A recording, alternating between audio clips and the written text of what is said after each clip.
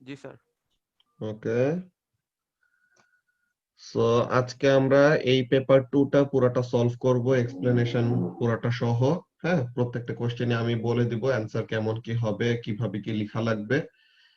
Because আমরা কয়দিন আগে তো already chapter wise question paper শেষ করছি, কিন্তু তোমাদের চ্যাপ্টার ওয়াইজ কোশ্চেন পেপার যে প্রথমের গুলা চ্যাপ্টার 1 থেকে 13 এর গুলি, ওগুলি অ্যাকচুয়ালি তোমাদের আগে হাফ হাফ করে ওরকম পিডিএফ দিয়ে দেন শেষ করানো হয়েছিল। সো এখন এই ইয়ার ওয়াইজটা করলে পরে কি হবে, তোমাদের ফুল সিলেবাস একসাথে রিভিশন হয়ে যাবে। ঠিক আছে, সো তখন তোমাদের মনে পড়বে যে অ্যাকচুয়ালি অন্য চ্যাপ্টারের কোয়েশ্চেন্স গুলিও কিভাবে করে সলভ করা লাগতো। ওকে, এন্ড বুকলেট 2 এর রিলেটেড যেসব কোয়েশ্চেন গুলি আছে ওইসব কোয়েশ্চেনও আমরা দেখে নিব। ওগুলো একটু গ্লস ওভার করে যাব বিকজ ওগুলি তো আমরা রিসেন্টলি করছি, সো তাহলে ওগুলি অ্যাকচুয়ালি আমাদের মনে থাকার কথা। ওকে, সো এখন জেন 17 পেপার 2 তোমাদের বুকলেটে এটা পেজ নাম্বার কত আজিজুল?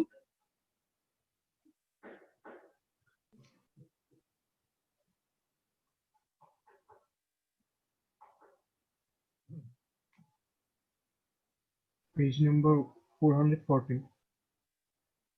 414 জি, এটা? 2, paper 2. হ্যাঁ হ্যাঁ, Jan 17 paper 2।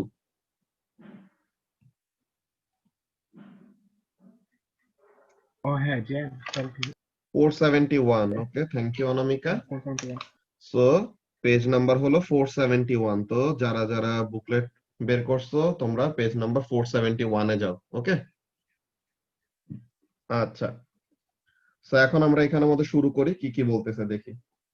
So first of all এখানে মেইন পেপারের যেসব ইনস্ট্রাকশন গুলি লেখা থাকে, আগে পেপার 2 এর মার্কস ছিল 60, বাট এখন তোমাদের পেপার 2 এর মার্কস হলো 70। আগে পেপার 2 তে টাইম দেওয়া হতো 1 আওয়ার, যে আগে টাইম দেওয়া হতো 1 আওয়ার, এখন তোমাদেরকে টাইম দেওয়া হয় 1 আওয়ার 15 মিনিটস। ঠিক আছে, সো তাহলে মার্কস বাড়ছে 10 মার্ক আর টাইম বাড়াইছে কত, 15 মিনিটস টাইম বাড়াইছে। ওকে, আচ্ছা, সো এখন এখানের মধ্যে বেসিক্যালি তোমরা যখন নাকি স্টেটমেন্ট অফ এন্ট্রি পাবা, তোমরা কি পাসপোর্ট বানাইছো সবাই? কারো পাসপোর্ট নাই এমন কেউ আছো?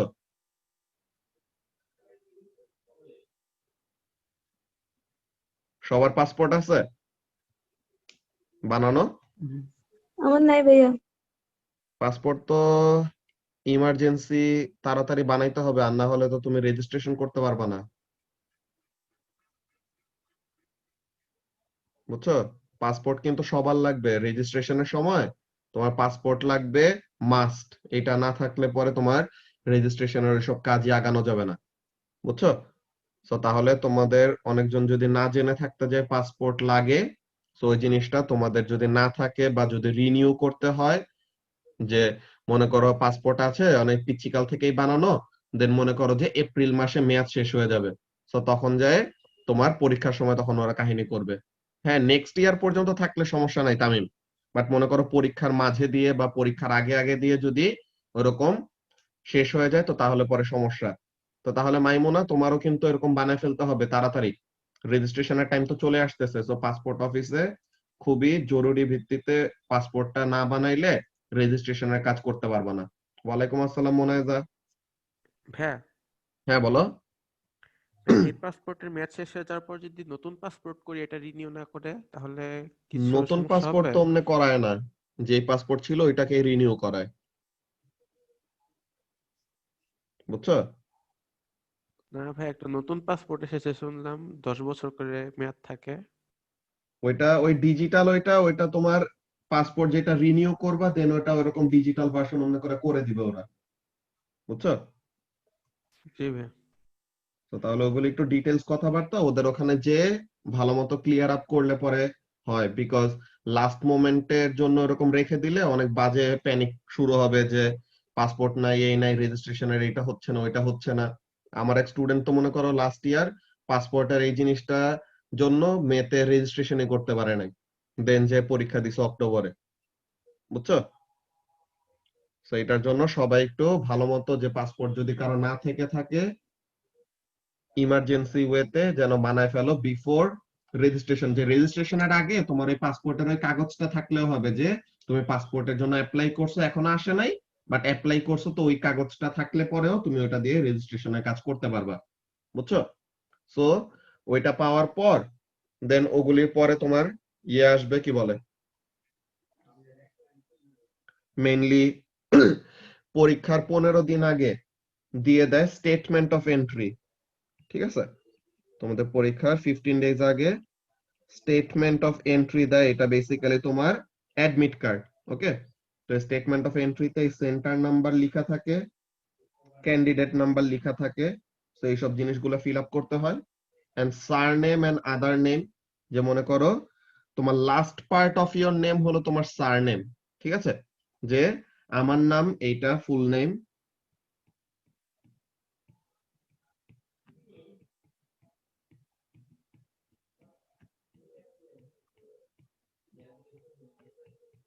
ওকে। সো এখন এখানে এই last part of my name শুধু তুষার, সো তাহলে সারনেমে শুধু এইটা, আর আদার নেম আমার এত বড় নামটা এই জায়গাটার মধ্যে।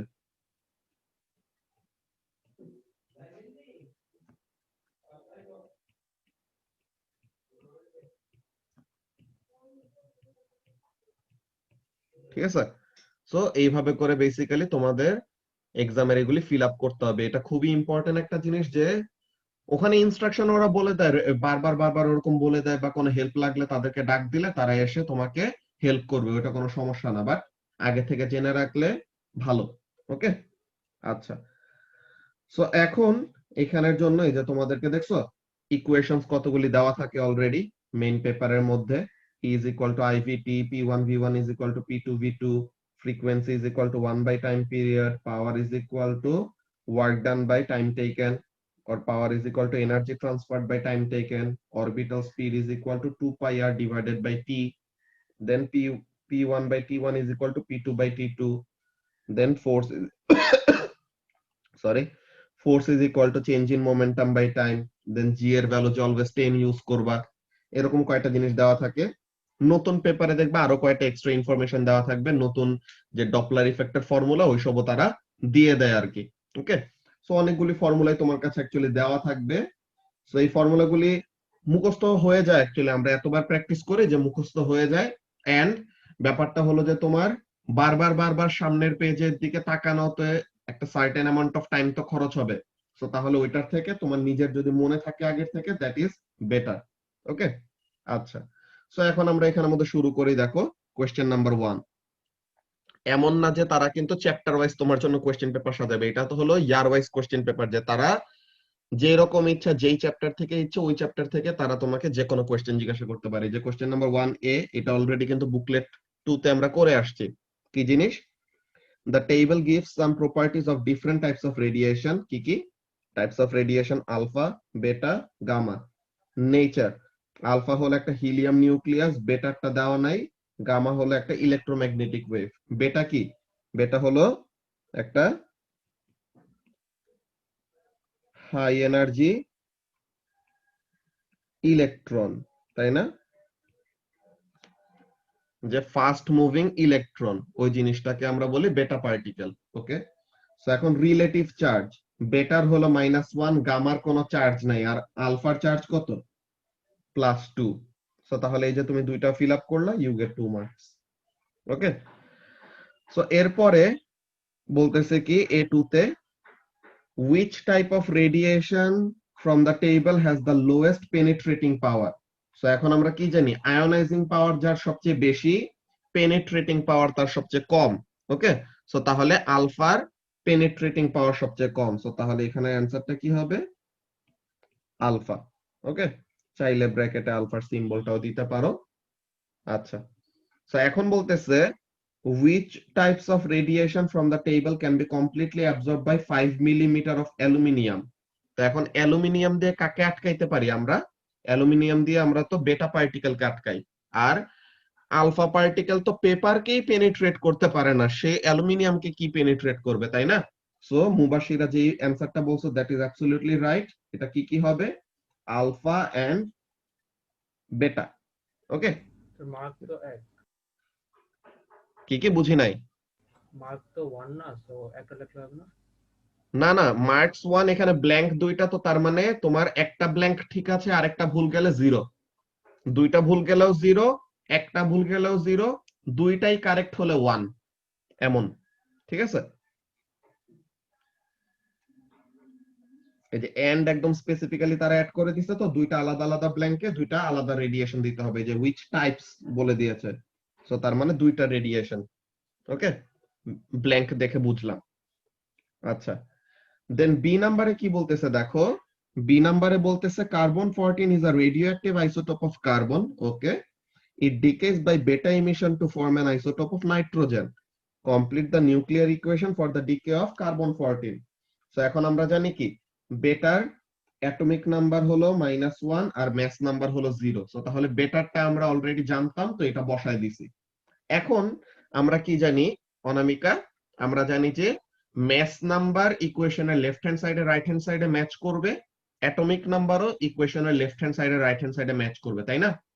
সো আমরা যদি ম্যাস নাম্বার দেখি যে 14 ইজ ইকুয়াল টু নাইট্রোজেন একটা জানি না x প্লাস 0, সো তাহলে x ইকুয়াল টু কত আসে 14, সো তার মানে নাইট্রোজেনের ম্যাস নাম্বার কত আসে 14।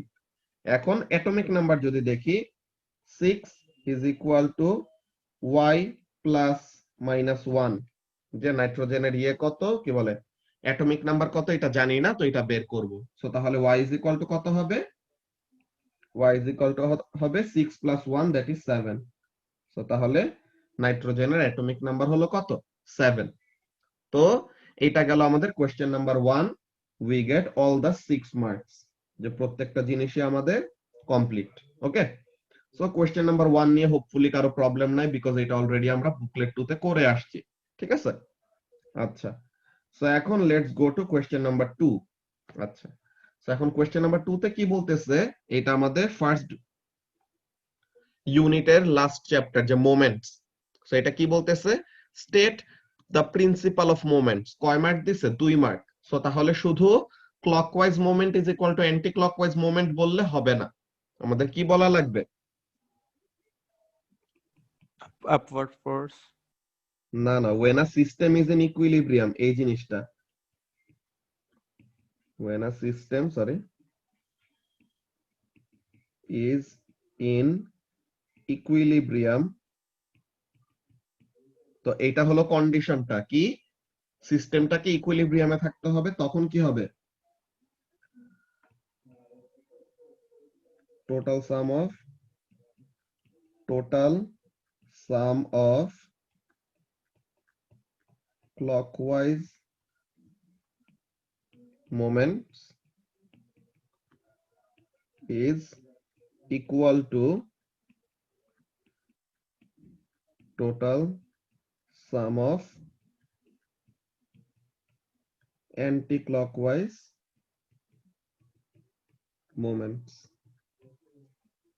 সো তাহলে এই জিনিসটা বলাতে 1 মার্ক, যখন নাকি সিস্টেমটা ইকুইলিব্রিয়ামে আছে এটা বলাতে 1 মার্ক, আর sum of clockwise moment is equal to sum of anti clockwise moment এটা আলাদা করে বলাতে সেকেন্ড মার্ক।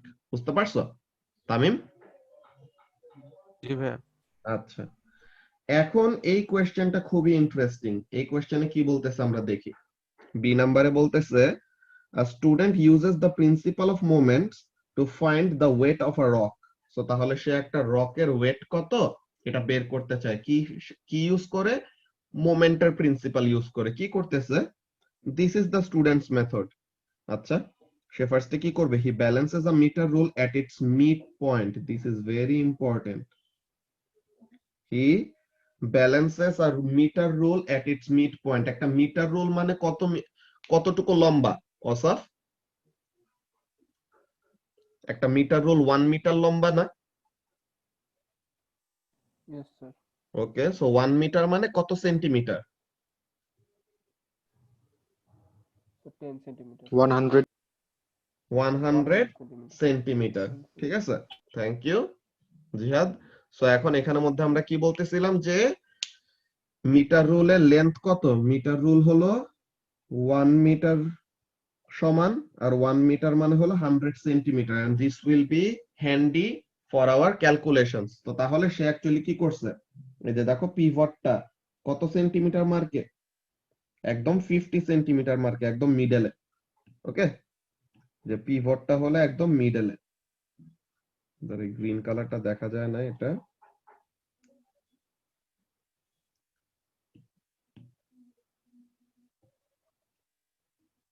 ওকে, সো তাহলে পিভটটা হলো একদম মিড পয়েন্টে। সো এই জিনিসটা কেন ইম্পর্টেন্ট এটা আমরা লাস্ট কোয়েশ্চেন করতে সময় দেখবো, যে এই কোয়েশ্চেনের লাস্ট পার্টটা করতে সময়।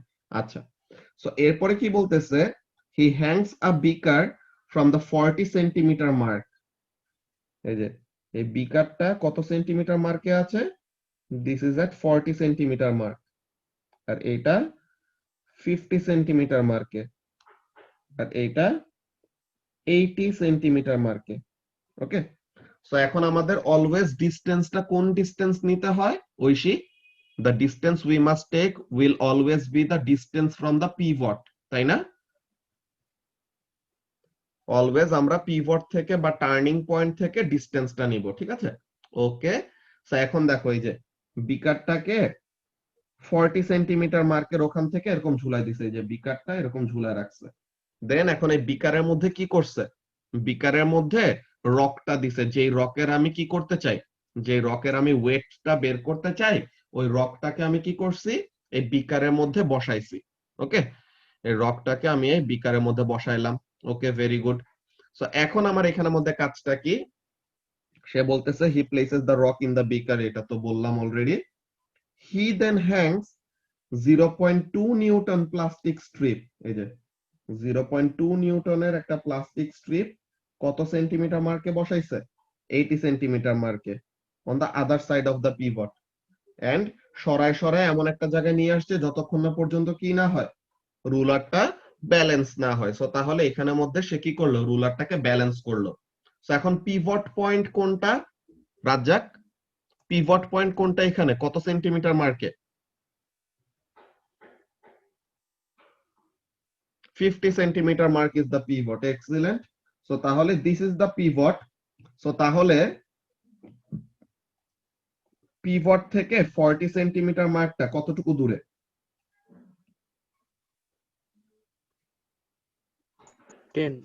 10। Very good. সো 10 সেন্টিমিটার দূরে হলো বিকারটা, আর পিভট থেকে এই প্লাস্টিক স্ট্রিপটা কতটুকু দূরে? 30 সেন্টিমিটার নাকি? জি ভাইয়া। ওকে, সো তাহলে আমরা পিভটের থেকে এই বিকারের ডিসটেন্স এন্ড পিভটের থেকে প্লাস্টিক স্ট্রিপের ডিসটেন্স কত কত এই জিনিসটা আমরা নিলাম, বিকজ আমাদের ক্যালকুলেশনে লাগবে, একটু পরেই লাগবে, আমরা জাস্ট নিয়ে রাখলাম। ওকে, সো এখন দেখো ফার্স্টে কি বলতেছে, describe how the student could use an electronic balance to check that the plastic strip weighs 0.2 Newton. এই যে প্লাস্টিক স্ট্রিপের গায়ে, যে এই প্লাস্টিক স্ট্রিপটার গায়ে লেখা আছে যে প্লাস্টিক স্ট্রিপের ওয়েট হলো 0.2 নিউটন, কিন্তু আসলেই কি এটা 0.2 নিউটন নাকি না, এটা কি করা যায়, স্টুডেন্ট নিজে এটাকে রিচেক করতে পারে না, যে নিজে একটা মেজারিং ইনস্ট্রুমেন্টের উপর বসায় দেন ওরকম সে চেক করতে পারে যে if it is actually 0.2 Newton or not. So এখন বলছে কিভাবে সে একটা ইলেকট্রনিক ব্যালেন্স ইউজ করে এটাকে চেক করতে পারে। সো আমরা কি বলবো, place the plastic strip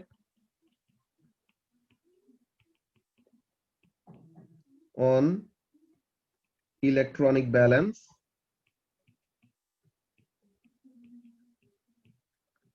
and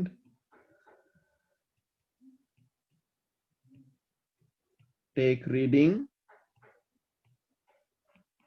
of the mass। ঠিক আছে, সো তাহলে প্লাস্টিক স্ট্রিপটাকে কি করলাম, প্লাস্টিক স্ট্রিপটাকে আমরা ইলেকট্রনিক ব্যালেন্সের উপর বসাইলাম, এন্ড ইলেকট্রনিক ব্যালেন্স কি দিবে, একটা ম্যাসের রিডিং দিবে। সো তাহলে আমরা এই ম্যাসের রিডিংটা নিলাম। if the reading of mass is in grams, যে সে যদি গ্রামে রিডিং দেয় তো তখন আমাদেরকে এটা কি কি করতে হবে, ফার্স্টে অনামিকা কিলোগ্রামে কনভার্ট করতে হবে না? জি ভাইয়া। ওকে, সো তাহলে দেন convert the mass into kilograms by dividing by 1000। ঠিক আছে, সো তাহলে 1000 দিয়ে ডিভাইড করে কি করলাম, গ্রামে যদি ম্যাসটা পাই ওই ইলেকট্রনিক ব্যালেন্সের উপরে বসাই, আমাদের ম্যাসের রিডিংটা যদি গ্রামে আসে দেন আমরা কি করব, এটাকে কিলোগ্রামে কনভার্ট করব। কিভাবে? By dividing by 1000। Okay, then we know weight is equal to mass into g,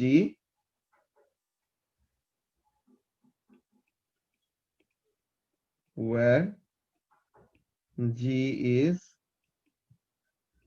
10 meter per second square or 10 newton per kg, যেটাই বলো।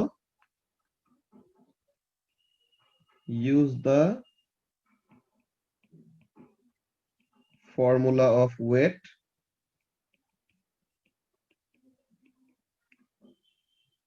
to check if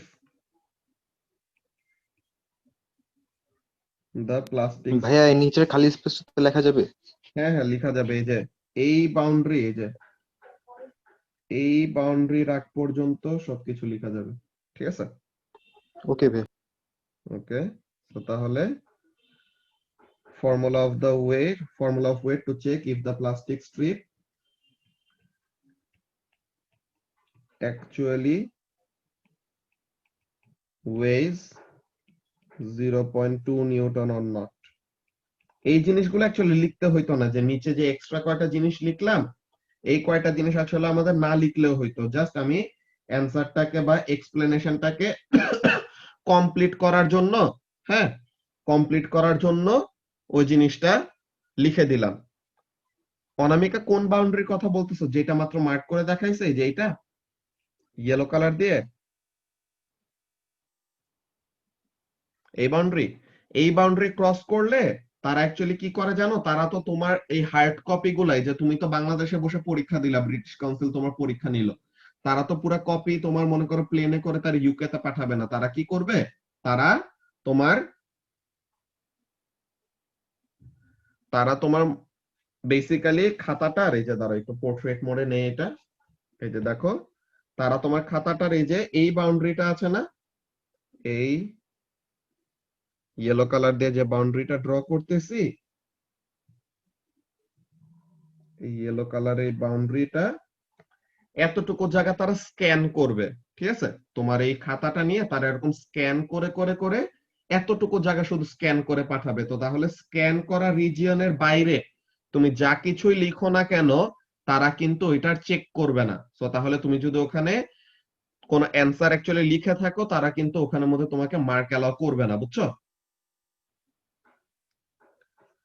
upward force is equal two downward force, ওইটা তোমার principal of মোমেন্টের ওখানের মধ্যে পুরোপুরি না, বুঝছো তামিম? যে তোমার প্রিন্সিপাল অফ মোমেন্টের জন্য clockwise and anti clockwise moment সমান থাকা, এই দুইটা হলো মেইন। ঠিক আছে, আর মুবাশশিরা ওকে এখানের ভাই। মধ্যে মার্কস গুলি কোথায় কোথায়, মার্কস গুলো হলো ফার্স্ট অফ অল ম্যাথের রিডিং নেওয়াতে, আর আরেকটা হলো ওয়েটের ফর্মুলাতে বসায় ওয়েট বের করাতে। ঠিক আছে, এইখানে হলো দুইটা মার্কস, বুঝতে পারছো? ওকে ঠিক আছে মাহফুজ, সমস্যা নাই, মনে যাওয়া যাও। ওকে, সো তাহলে এখানের মধ্যে কাজটা কি, তোমার প্লাস্টিক স্ট্রিপটাকে ইলেকট্রনিক ব্যালেন্সের উপর বসাবা, দেন ম্যাথের রিডিংটা নিবা, এখানে 1 মার্ক। ঠিক আছে মুবাশশিরা, এন্ড দেন ওয়েটের ফর্মুলা ইউজ করে ওয়েট বের করবা, and that will be the second mark. কিন্তু এখানের মধ্যে আমরা যদি মার্ক স্কিমটা দেখি, লেটস সি তারা অ্যাকচুয়ালি কি করতেছে। তো এই যে মার্ক স্কিমের মধ্যে এখানের মধ্যে দেখো প্রত্যেকটা জিনিসে তাদের মার্কিং গাইডেন্স, প্রত্যেকটা জিনিস এরকম সুন্দর করে লেখা, যে সব ক্যান্ডিডেট এরকম সেম ট্রিটমেন্ট পাবে। ফার্স্ট ক্যান্ডিডেটের মার্কিং যেমন ভাবে করছে লাস্টটাতেও সেম ভাবে করতে হবে। Mark scheme should be applied positively. Candidates must be rewarded for what they have shown they can do rather than penalized for omissions. ঠিক আছে, যা করছো ওটার উপরে মার্কস দেওয়ার জন্য এরকম লেনিয়ান থাকতে হবে, এমন টাইপের। আচ্ছা, তো তাহলে এই যে আমাদের ফার্স্ট এর +2 and high energy electron, so এটা। এরপরে আলফা, আলফা এন্ড বেটা 14 7 0, তো এগুলি। এন্ড এই যে দেখো তামিম, কি কি জিনিস, একটা হলো sum of clockwise movement equal sum of anti clockwise movement, এটা হলো 1 মার্ক।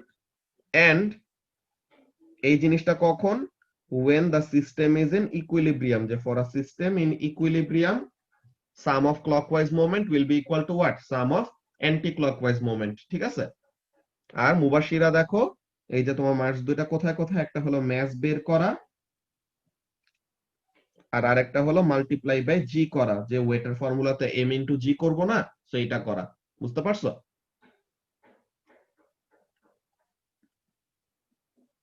ওকে, সো তাহলে এইটা গেল আমাদের কোনটা, B1, ঠিক আছে। আমরা এই এক্সট্রা এক্সপ্লেনেশনটা কেন লিখছি, ফার্স্ট অফ অল তোমাকে ব্যাপারটা বুঝতে হবে যে তুমি কিন্তু আগে থেকে মার্ক স্কিম জানো না। ওকে মুবাশিরা, তুমি আগে থেকে মার্ক স্কিম জানো না, সো তাহলে you will never get to know কোন জায়গায় তারা অ্যাকচুয়ালি মার্কটা দিচ্ছে। So what you will do, তুমি সেফ থাকার জন্য you write a complete explanation of the procedure and you will see যে মার্ক স্কিমের পয়েন্টের সাথে your answer is bound to match। তুমি যদি জাস্ট এরকম ইয়ে করে ফেলো, কি বলে, প্লাস্টিক স্ট্রিপের ম্যাচ নিব এন্ড ওয়েট বের করব, এমনও হইতে পারতো যে ওখানের মধ্যে জি এর ভ্যালু যে 10 হবে, এই জিনিসটা বলার জন্য তার মার্ক দিল, বাট তুমি এই জিনিসটা ইনক্লুড করলা না। এটা তো তুমি অ্যাকচুয়ালি মেইন পরীক্ষা যখন দিবা তখন তো beforehand you will not know যে মার্ক স্কিমে কোন কোন পয়েন্টগুলো অ্যালাউ করা আছে, তাইলে পরে তো তোমার পরীক্ষাতে ফুল মার্কসই চলে আসতো। সো তাহলে মেইন ব্যাপারটা কি, তুমি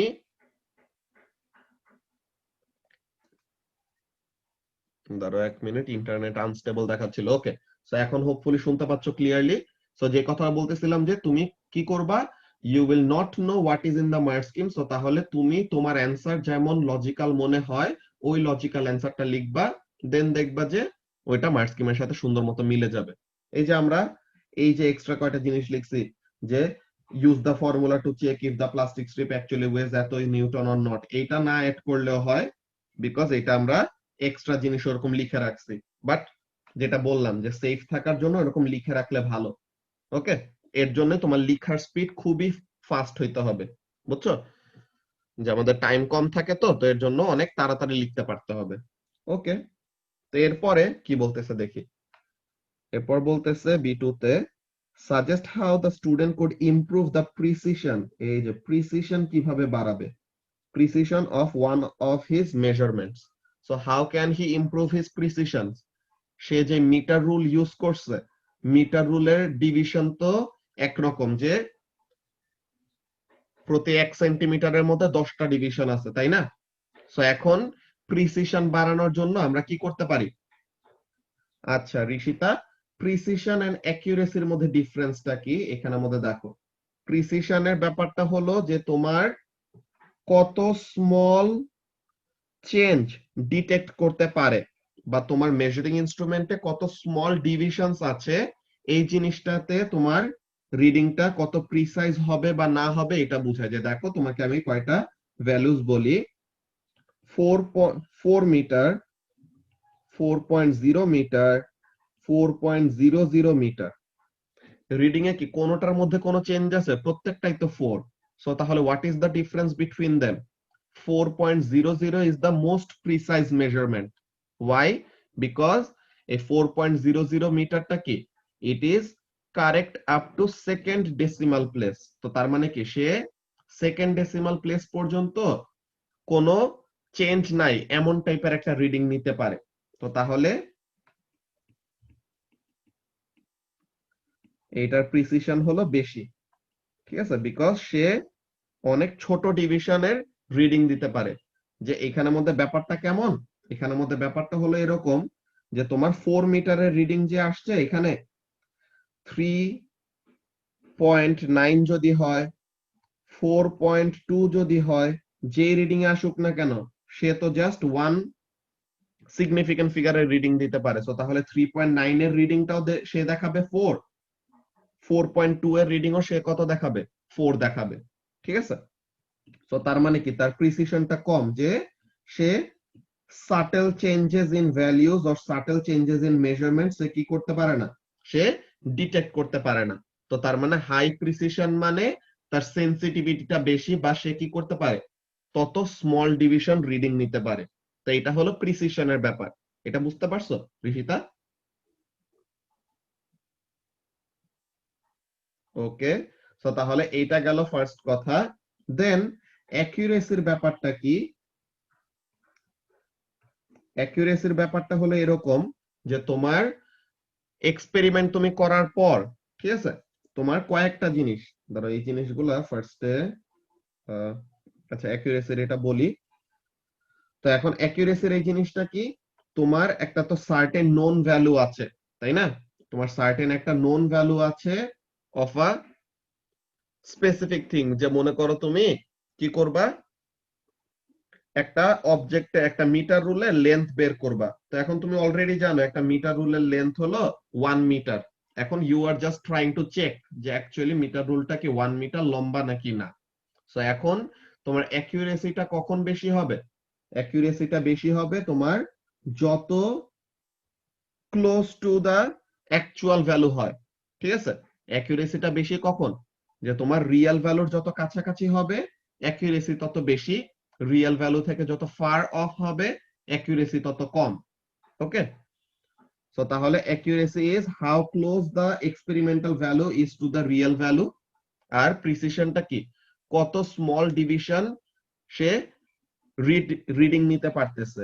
আর আরেকটা জিনিস আসে, আরেকটা ওয়ার্ড আসে হলো রিলায়াবিলিটি। রিলায়াবিলিটিটা কখন বাড়ে? Repeat and average. Excellent, repeat and average, যে it increases when repeated readings have the same value। যে বারবার আমরা রিপিট রিডিং নিচ্ছি কিন্তু বারবার একই রিডিং আসতেছে। So what does that mean? যে যতবারই রিপিট করি না কেন রিডিংটা একই আসা মানে তখন আমাদের এই রিডিং এর উপর একটা কি হবে, রিলায়াবিলিটি বাড়বে। যে কি হবে, উই ক্যান সে যে এই ভ্যালুটা ঠিক আছে, বিকজ বারবার রিপিট করেও তো একই ভুল তো হওয়ার কথা না। সো তাহলে র্যান্ডম যেসব এরর গুলি হইতে পারতো ওই সবগুলি এখানের মধ্যে নাই। তো তার মানে বারবার রিপিট করে যদি সেম রিডিং পাই, so that will give us a reliable value. Okay Rishita, বুঝতে পারছো এখন প্রিসিশন, অ্যাকুরেসি, রিলায়েবিলিটি এগুলি ব্যাপার? ওকে, আচ্ছা রাফাত কি জিজ্ঞাসা করছো? লেট মি সি, দাঁড়াও 1 মিনিট।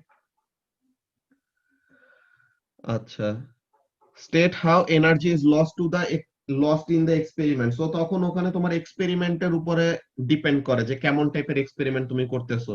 তুমি কি কোন স্পেসিফিক হিট ক্যাপাসিটির এক্সপেরিমেন্ট করতেছো? অ্যাকুরেসি পার্টটা হলো যে তোমার এক্সপেরিমেন্টাল ভ্যালু নোন ভ্যালুর কাছে, নোন ভ্যালু অ্যাজ ইন তুমি অলরেডি কোন একটা কিছু জানো, যে অলরেডি একটা জিনিস এস্টাবলিশড। ঠিক আছে? যে মনে করো একটা মিটার রুলের লেন্থ কত, বা তোমার লাইটের স্পিড কত, বা সাউন্ডের স্পিড কত, এইসব জিনিস যে নোন একটা ভ্যালু। তা এখন তুমি নোন ভ্যালুটাকে আবার এক্সপেরিমেন্টালি কি করতে চাও, টেস্ট করতে চাও। সো এক্সপেরিমেন্ট করে তুমি ফাইনালি যে ভ্যালুটা পাবা, ওই ভ্যালুটা যত তোমার রিয়েল ভ্যালুর কাছে আসবে তত দা ভ্যালু ইজ অ্যাকিউরেট। বুঝতে পারছো? ইয়েস স্যার, বুঝেছি। ওকে, সো তাহলে রাফাতের যে কথাটা বলতেছিলাম যে তোমার এনার্জিটা সারাউন্ডিং এ কি বলে, এনার্জিটা এক্সপেরিমেন্টে কিভাবে লস হয় এটা ডিপেন্ড করে তোমার কি টাইপের এক্সপেরিমেন্ট নিয়ে কথা বলতেছো। তুমি কি হুকস ল এর এক্সপেরিমেন্ট নিয়ে কথা বলতেছো, নাকি কাইনেটিক এনার্জি জিপি যে কোন একটা বাউন্সিং বলের জন্য নিয়ে কথা বলতেছো, নাকি কোন একটা স্পেসিফিক হিট ক্যাপাসিটির এক্সপেরিমেন্ট নিয়ে কথা বলতেছো? এটা প্রত্যেকটা জিনিসের উপর এরকম ডিপেন্ড করে। ওকে, পিভটের এই এক্সপেরিমেন্টের মধ্যে আমাদের অ্যাকচুয়ালি এনার্জি সারাউন্ডিং এ লস এর কোনো ব্যাপার হয় না। বুঝছো? এখানের মধ্যে ইনএকুরেসি বা এখানের মধ্যে অন্য ব্যাপারগুলো কি আসে ওইটাই আমাদের এই কোশ্চেনের লাস্টে আছে একটা, ওই জিনিসটা আমরা দেখব। ওকে, আচ্ছা।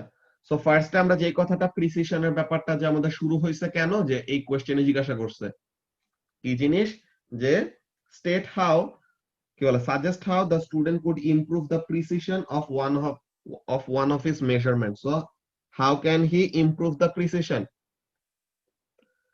Use a ruler with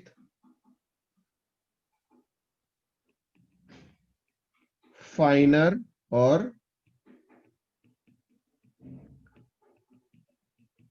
smaller divisions। ঠিক আছে, সে যদি মিটার রুলের জায়গায় কি করে, এমন কোন একটা রুলার ইউজ করে যেটা কি,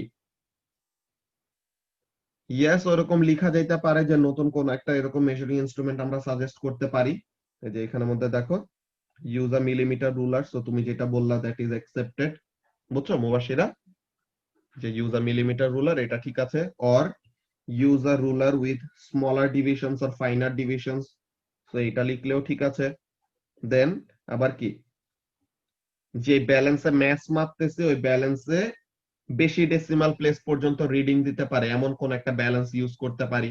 যে আমরা ওই যে 0.2 নিউটন ওয়েটের জন্য আমরা দেখতেছিলাম না, তো এটার জন্য কি ইলেকট্রনিক ব্যালেন্স ইউজ করতেছিলাম, তো তাহলে ইলেকট্রনিক ব্যালেন্সের কথাও বলা যায়। আমরা রুলার নিয়ে বললাম আমাদের ব্যাপার, বুঝতে পারছো মুবাশিরা? ওকে, সো তাহলে এটা গেল যে use a ruler with finer or smaller divisions. Then এখন খুবই কঠিন একটা কোয়েশ্চেন, এই কোয়েশ্চেন তো কেউই পারবা না, যে moment, force and perpendicular distance from pivot related কি ফর্মুলা। এন্ড আচ্ছা ধরো এই মিটিং এর 1 মিনিটের কম আছে, তোমরা নেক্সট টাই জয়েন করো, ওখানের মধ্যে আমরা কন্টিনিউ করতেছি, ঠিক আছে?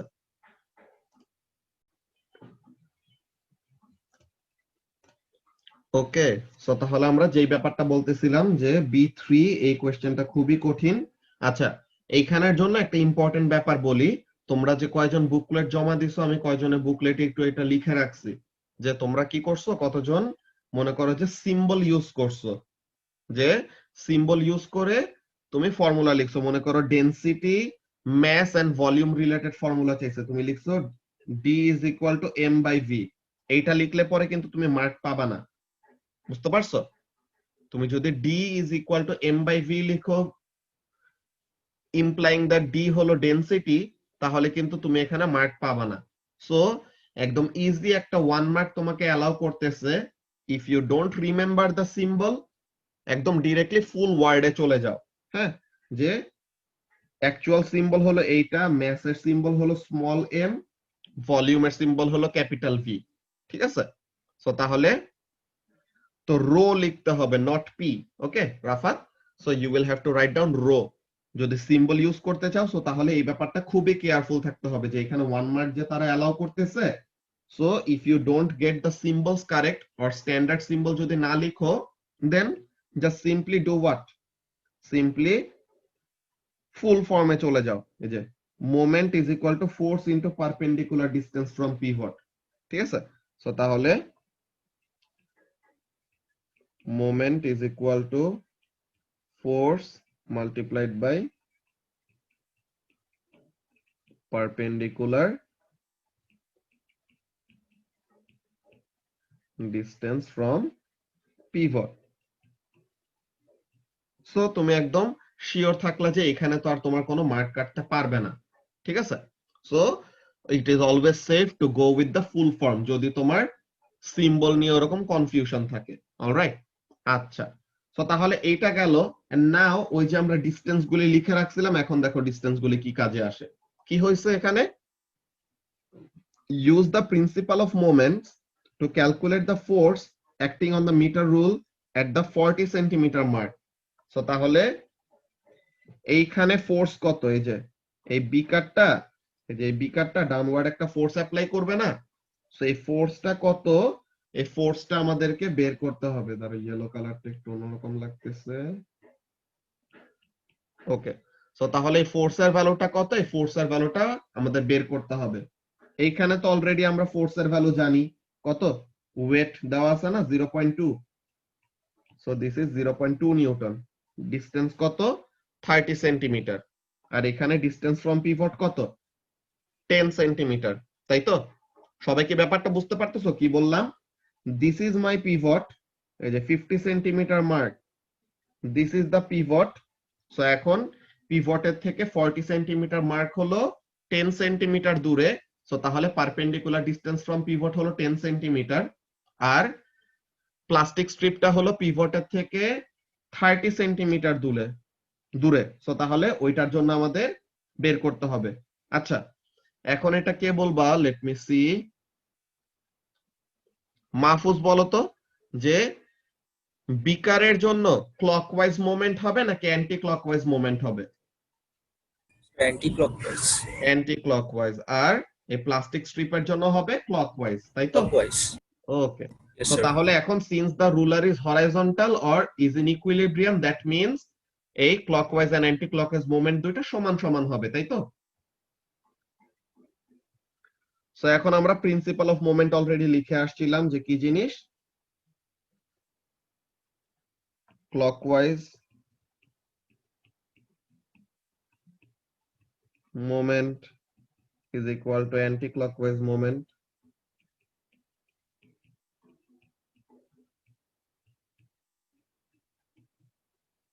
So এখন clockwise এর জন্য ফোর্স হলো 0.2 and distance হলো 30 সেন্টিমিটার।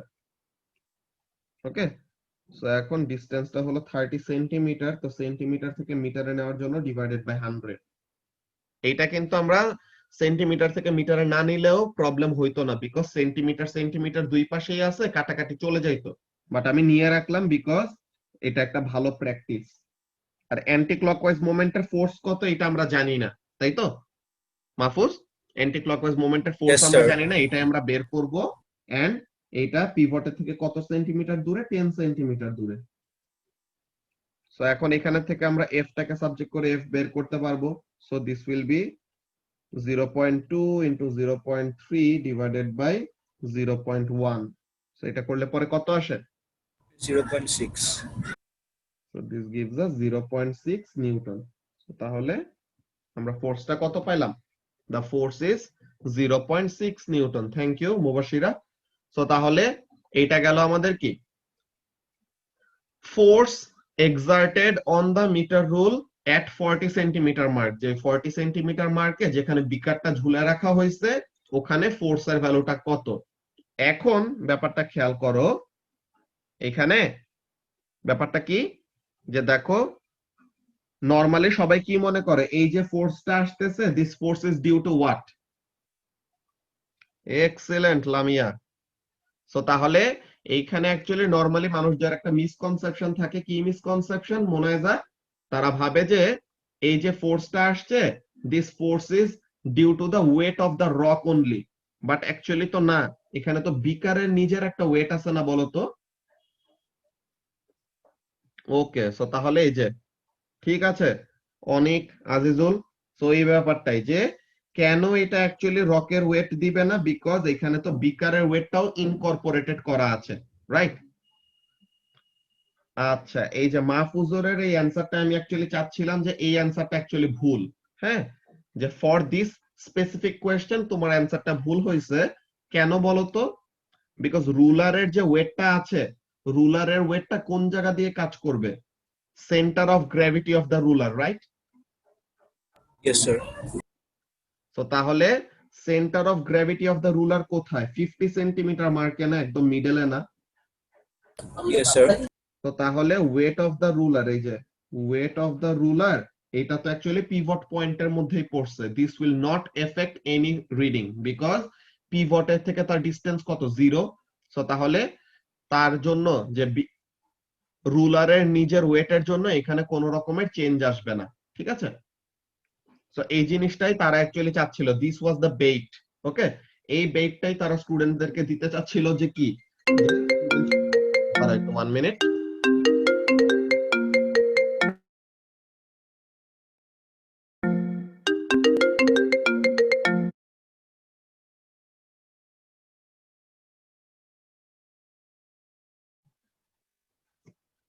ওকে, সো তাহলে লেটস সি যেটা নিয়ে আমরা কথা বলতেছিলাম। সো মাহফুজ কি বললাম, যে এই অ্যান্সারটাই তারা চায় স্টুডেন্টদের কাছ থেকে, যে যেন তারা ভুল করে। তারা কি বলে, তাদের আগের যে মোমেন্ট রিলেটেড অন্য যেসব কোয়েশ্চেন গুলি পাবা ওখানের মধ্যে দেখবা যে বেশিরভাগ সময় অ্যান্সারটা কি, the weight of the ruler has not been considered. কিন্তু অ্যাকচুয়ালি এখানে তারা স্পেসিফিক্যালি এমন একটা বুদ্ধি করে রাখছে কি, রুলারের একদম সেন্টার অফ গ্র্যাভিটিতে পিভটটা দিয়ে রাখছে। সো তাহলে ওয়েট অফ দ্য রুলারের কথা বললেই খেচাং করে তোমার একটা মার্ক কেটে দিবে, বুঝছো? হ্যাঁ, ওইটাই, যে ওদের ট্র্যাপে পড়ে গেছো। সো এইটা হবে অ্যান্সার। যে দেখো B5 এ বলতেছে কি, suggest a reason why the weight of the rock will be different from year value, কি বলে, ফ্রম ইয়ার ক্যালকুলেটেড ফোর্স, যে তুমি যে ফোর্সটা ক্যালকুলেট করেছো 0.6 নিউটন। সো এখন বলতেছে রকের ওয়েটটা অ্যাকচুয়ালি 0.6 নিউটনের থেকে ডিফারেন্ট হবে। এখন বললো কেন? So what will be the reason? The reason is that 0.6 Newton force is including the weight of the beaker as well, right? Mahfuz, তো এইটা হলো ব্যাপার। তো তাহলে এখানের মধ্যে বলবো কি,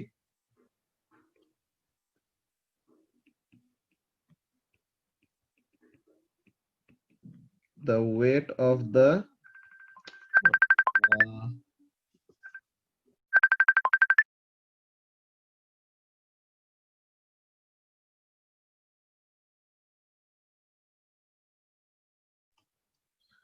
ওকে, সরি ইহাবের বুকশপ থেকে বারবার কল আসতেছে বুকলেট নিয়ে, তোমাদের সিনিয়রদের বুকলেটের ওইটা নিয়ে নীল খেতে গেছে এর জন্য। আচ্ছা, সো তাহলে যে ব্যাপারটা বলতেছিলাম কি জিনিস, যে এখানের মধ্যে ওয়েট অফ দ্য বিকার সহ কি করা আছে, ইনক্লুড করা আছে। সো তাহলে the weight of the beaker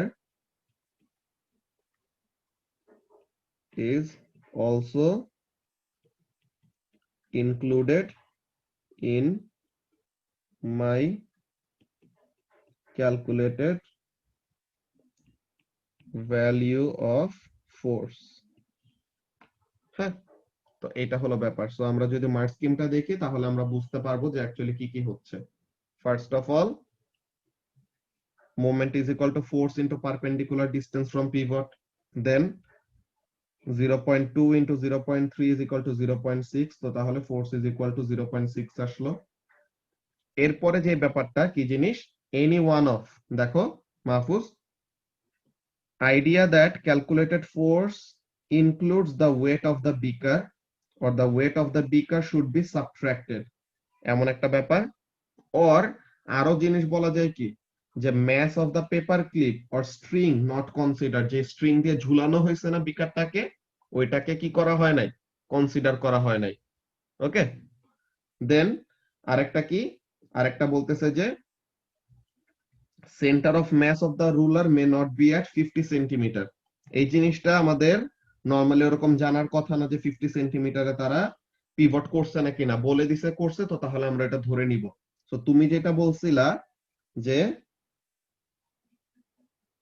wait of the ruler or mass of the ruler, তো তাহলে ওয়েট অফ দ্য রুলারের যদি কথা বলি তো তখন কি করবো, এটা তারা ইগনোরে রেখে দিছে, যে তারা কিন্তু এটাতে তোমাকে মার্ক অ্যালাউ করবে না, বুঝতে পারছো?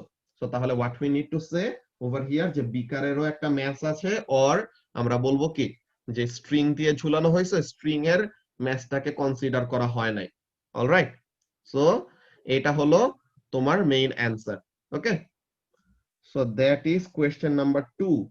সো এখন কারো কি কোনো কনফিউশন আছে কোশ্চেন নাম্বার 2টা নিয়ে?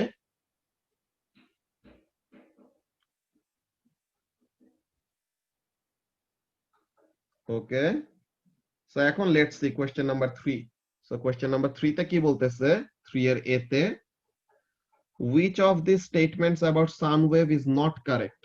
সাউন্ড ওয়েভের ব্যাপারে কোন স্টেটমেন্ট গুলি কারেক্ট না? সাউন্ড ওয়েভ তো একটা wave, so sound wave can be refracted, yes. Sound wave can be diffracted, এই জিনিসটা তোমরা জানো না, বাট অ্যাকচুয়ালি সব ওয়েভই ডিফ্র্যাকশন হয় এন্ড এটা এনার্জি ট্রান্সমিট করতে পারে। কিন্তু সাউন্ড ওয়েভ তো হলো লংগিটিউডিনাল, কিন্তু এখানে কি লেখা, সাউন্ড ওয়েভ হলো ট্রান্সভার্স। সো তাহলে দিস ইজ রং।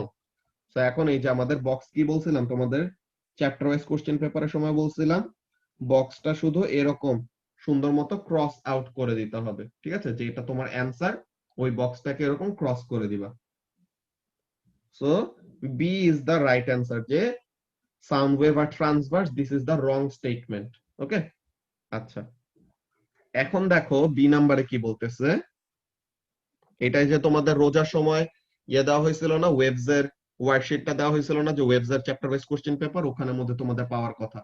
কি বলতেছে দেখো, a student uses a microphone and an oscilloscope to display a sound wave। আচ্ছা ঠিক আছে, the diagram shows the trace on the oscilloscope screen। so oscilloscope স্ক্রিনে ট্রেসটা কেমন আসতেছে ওইটা আমরা দেখলাম। so এখন দেখো অসিলোস্কোপের সেটিংটা কেমন, y ডিরেকশনে একটা স্কোয়ারে 1 ভোল্ট। সো তাহলে এটা হলো equilibrium, this is the equilibrium. So this is 0 volt, তো this is 1 volt, this is 2 volt, this is 3 volt, then নিচে গেলে -1 ভোল্ট, -2 ভোল্ট, -3 ভোল্ট, এরকম। আর এক্স ডিরেকশনে কি একটা স্কোয়ারে কত, একটা স্কোয়ারে হলো 0.01 সেকেন্ড, মানে এই যে একটা স্কোয়ারে, যে এই একটা স্কোয়ার, সো এখানে 0.01 সেকেন্ড, এখানে আরেকটা 0.01 সেকেন্ড, এমন টাইপের ব্যাপার। ওকে, আচ্ছা তো এখন এখানের মধ্যে যদি আমরা দেখি, so this is 0.01, this is 0.02, 0.03, 0.04, 0.05, এমন টাইপের 0.06। ওকে, সো এখন আমাদের কাছে তারা চায়টা কি, তারা ফার্স্টে আমাদের কাছে চাইলো যে calculate the frequency of this sound wave. So এখন আমাদের ফ্রিকোয়েন্সির সাথে কার কানেকশনটা এখানের মধ্যে খুঁজতে হবে বলো তো ঐশী?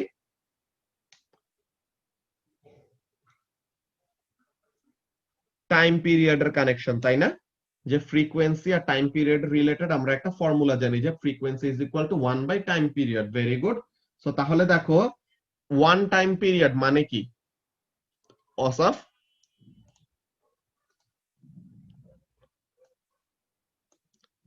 1 টাইম পিরিয়ড মানে কি, time taken for 1 complete oscillation or 1 complete wave, তাই তো? সো তাহলে এই যে দেখো, এই যে এখানে শুরু হলো, এই আসলো, দিস ইজ হাফ ওয়েভ, এইখানে আসলো, দিস ইজ 1 কমপ্লিট ওয়েভ, তাই তো? সো এখন 1 কমপ্লিট ওয়েভের টাইম কত লাগছে দেখছো, একটা কমপ্লিট ওয়েভের টাইম কত, 0.02 সেকেন্ড। সো তাহলে time period is equal to what, 0.02 second. তো তাহলে টাইম পিরিয়ড জানি, এখন ফ্রিকোয়েন্সি আর টাইম পিরিয়ড রিলেটেড ফর্মুলা কি, frequency is equal to 1 by time period. So এইটা, এটা করলে পরে কত হয়, 50 নাকি? So this gives us 50 hertz. So তাহলে this is 50। ভাইয়া টাইম পিরিয়ডটা আলাদা ভাবে লিখে নিতে হবে। হ্যাঁ, পিরিয়ডটা আলাদাভাবে লিখলে পরে ভালো। আচ্ছা মুবাশিরা, তুমি 0.02 ইনটু 3 যদি করো, তো তাহলে তুমি ওখানে অ্যাকচুয়ালি কয়টা ওয়েভ নিচ্ছ দেখো তো। তুমি কিন্তু একটা কমপ্লিট ওয়েভের টাইম নিবা, ঠিক আছে? সো তুমি এখানের মধ্যে ব্যাপারটা কি করতেছো খেয়াল করো। সো এই যে ইয়েলো কালার দিয়ে যে মার্ক করলাম, এটা একটা কমপ্লিট ওয়েভ। রেড কালার দিয়ে মার্ক করলাম, this is the second complete wave, and green colour দিয়ে মার্ক করলাম, this is the third complete wave.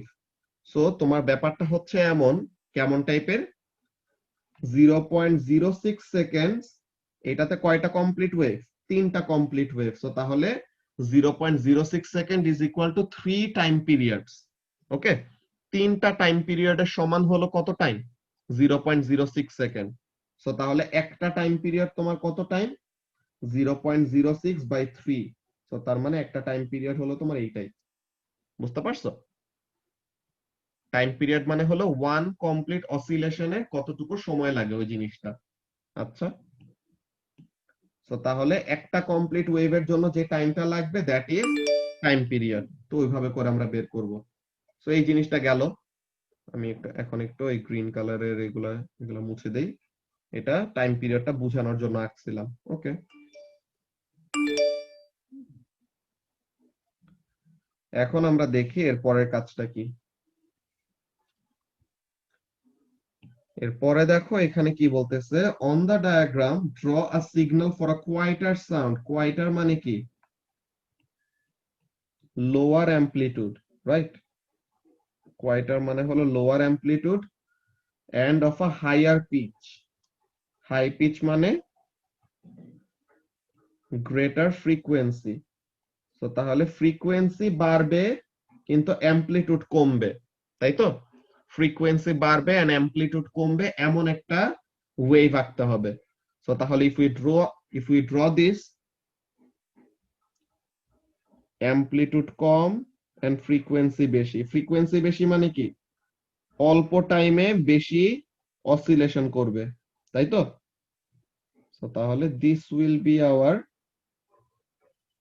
one type of representation. যে আমরা কি করলাম দেখো, এখন এই যে আমি ব্লু কালার দিয়ে যে লাইনটা ড্র করলাম বা যে ওয়েভটা ড্র করলাম, এটা কি করতেছে মোনায়েজা? দেখো তো, একটা কমপ্লিট ওয়েভ ক্রিয়েট করছে কি 0.01 সেকেন্ডের মধ্যে। সো তাহলে কি ফ্রিকোয়েন্সি বেড়ে গেল না? টাইম পিরিয়ড কমিয়ে দিয়েছি মানে ফ্রিকোয়েন্সি বেড়ে গিয়েছে, বুঝতে পারছো?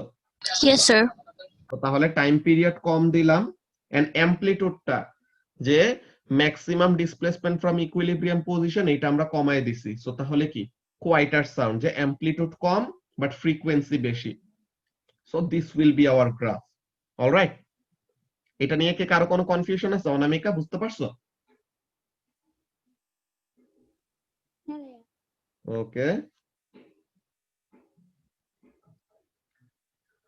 আচ্ছা। সো তাহলে এটা গেল আমাদের question number 3। Now question number 4, let's see question number 4 এ কি বলতেছে। A student investigates how adding insulation to a beaker of hot water changes the rate at which the water cools down. So তাহলে সে এরকম test করতেছে, এই যে দেখো একটা বিকারের মধ্যে সে কোনো ইনসুলেশন দেয় নাই, আর একটা বিকারের পাশে ইনসুলেশন দিছে। তো সে এরকম টেস্ট করবে যে ইনসুলেশন দিলে rate at which heat is lost to the surroundings এটা কেমন ভাবে চেঞ্জ হয়, ওই জিনিসটা সে ইনভেস্টিগেট করবে। সে কি করতে চাচ্ছে দেখো, the student writes the plan for her investigation কি, I will use 5 beakers of the same size, 5টা সেম সাইজের বিকার ইউজ করবে। That's very good. I will wrap each beaker with a different number of layers of the same type of insulation. So তাহলে same type of insulation, মনে করো foam দিয়ে, এই যে একটা বিকার,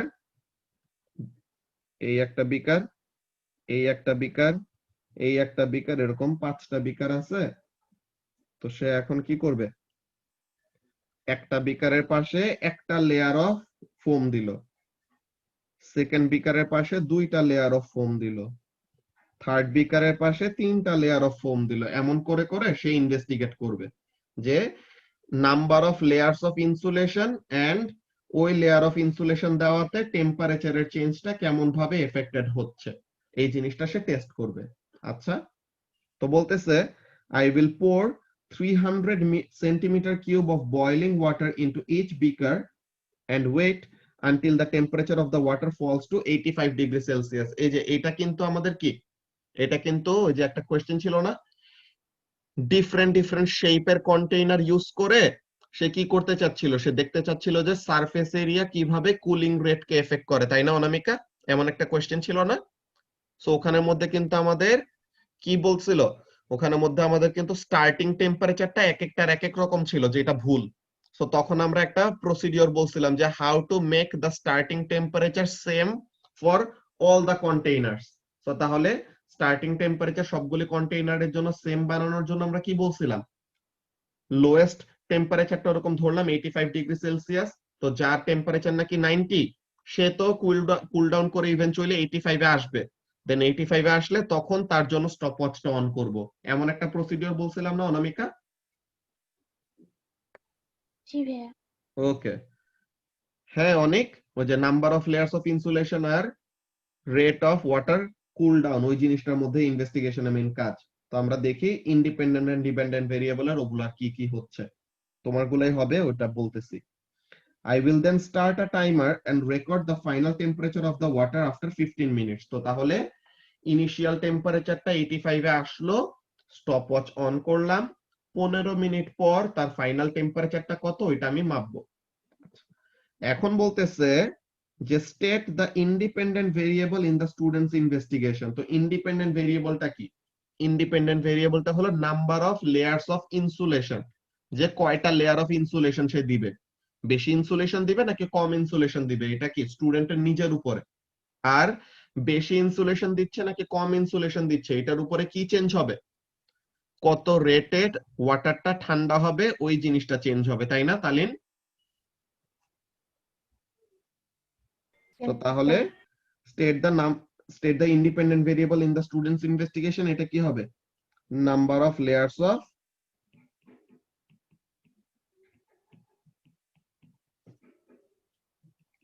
insulation.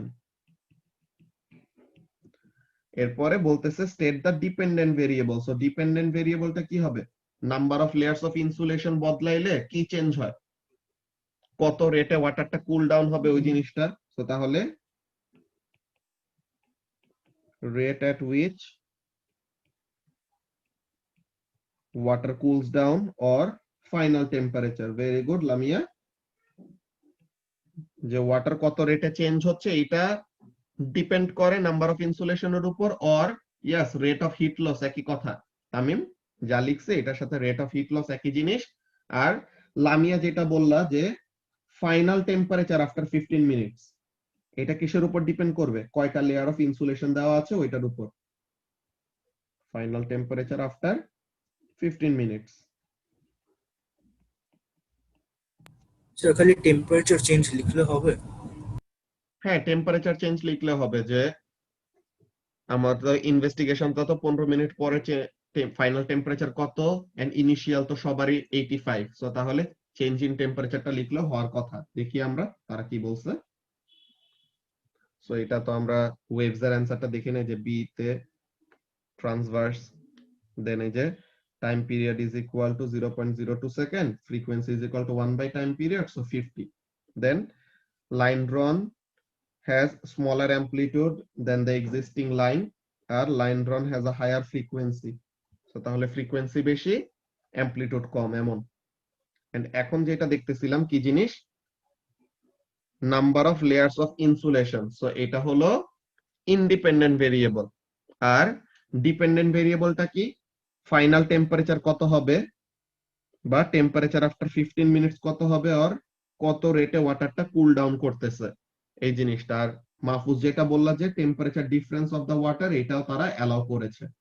ওকে, ইয়েস স্যার। আচ্ছা, সো তাহলে এইটা গেল আমাদের 4A1 and A2। Alright, so 4A1 and A2 এটা নিয়ে কি কোনো প্রবলেম আছে কারো? No, sir. ওকে, সো এখন আমরা বি নাম্বারের অ্যানসারটা যদি দেখি, বি নাম্বারে তারা কি বলছে, the table shows the students results, কি number of layers of insulation, কোন ইনসুলেশন দেয় নাই, একটা ইনসুলেশন দিছে, দুইটা ইনসুলেশনের লেয়ার, তিনটা ইনসুলেশনের লেয়ার, চারটা ইনসুলেশনের লেয়ার। এখানের মধ্যে final temperature in degree celsius, আর এখানে হলো temperature difference in degree celsius. তো temperature difference 45, what does that mean Tamim? Temperature difference 45 মানে কি? ইনিশিয়াল তো ছিল 85, সো তাহলে চেঞ্জ or টেম্পারেচার ডিফারেন্স হলো 42, সো তার মানে ফাইনাল টেম্পারেচার কত? 43 নাকি? 83। সো তাহলে এইটার জন্য, এইখানের জন্য ফাইনাল টেম্পারেচার কি হবে? একটা লেয়ার অফ ইনসুলেশনের জন্য initial temperature 85, change in temperature 38, so তাহলে চেঞ্জ ইন টেম্পারেচার কত? 47। এরপরে ইনিশিয়াল টেম্পারেচার 85, চেঞ্জ হলো 35, সো তাহলে ফাইনাল কত? 50। Very good. এরপরে 85 মাইনাস 35 আবার 50, বাকি সবগুলো তো 50।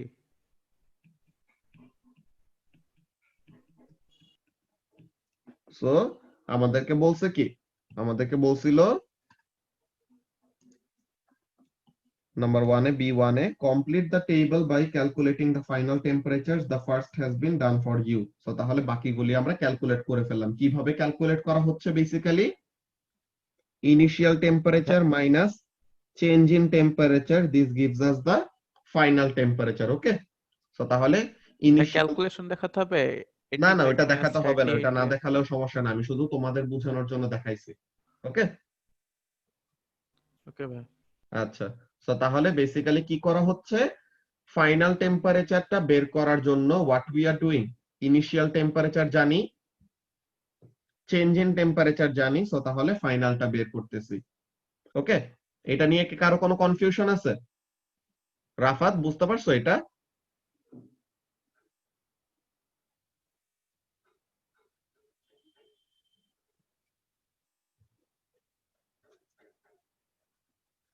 আচ্ছা, সো এখন তারা দেখো এখানের মধ্যে কি চাচ্ছে, তারা আমাদের কাছে একটা বার চার্ট চাইলো। কি জিনিস? draw a bar chart to show the relationship between number of layers of insulation, the number of layers of insulation আর temperature difference, number of layers of insulation আর টেম্পারেচার ডিফারেন্স, এই দুইটার মধ্যে কি চাইছে, তারা ডিফারেন্সটা চাইছে। তো এখন কি বলে রিলেশনশিপটা কেমন এটা দেখাতে বলছে। সো তাহলে what we will do, x অ্যাক্সিসে হলো number of layers of insulation because it is the independent variable, so number of layers of insulation on the x-axis কি কি হবে, 0 1 2 3 4। ওকে, এন্ড তোমাদের কয়জনের যে বার ডায়াগ্রাম তোমরা বুকলেটে আমি দেখছি তোমরা ড্র করছো, তোমাদের বারগুলোর উইডথ কিন্তু তোমরা সেম রাখো নাই। বার চার্টে কিন্তু এটা একদম মাস্ট যে the width of the bars must always be constant, যদি না হয় তাহলে কিন্তু তোমার অ্যানসারটা ভুল। ওকে, সো তাহলে এই জিনিসটা নিয়ে খুবই কেয়ারফুল থাকতে হবে। এন্ড ওয়াই অ্যাক্সিসে কি, ওয়াই অ্যাক্সিসে হলো টেম্পারেচার ডিফারেন্সটা। ওকে, সো তাহলে ওয়াই অ্যাক্সিসে হলো টেম্পারেচার ডিফারেন্স। এন্ড মিথিলা অনেকগুলিতে ইউনিট লিখো নাই, সো তাহলে ওই জিনিসটা লিখে দিছি যে ইউনিট গুলি যেন সবগুলি গ্রাফের অ্যাক্সিসে ইনক্লুড করে দাও। তাহলে temperature difference in degree Celsius. আচ্ছা, সো এখন টেম্পারেচার ডিফারেন্সের ভ্যালুগুলো কত, 35 থেকে 42 এটার মধ্যে। আচ্ছা, সো তাহলে 35 থেকে 42 এমনের মধ্যে, ভালো কথা। সো এখন আমরা এরকম যদি ডিভিশন গুলো দেখি 1 2 3 4 5 6 7 8 9, সো তাহলে পার ডিভিশন যদি 5 করে ধরি ওইটাই লামিয়া, সো ওইসব লিখে রাখলে পরে তো সমস্যা। জুংকুক জুংকুক কি কি লিখে রাখছে আল্লাহ।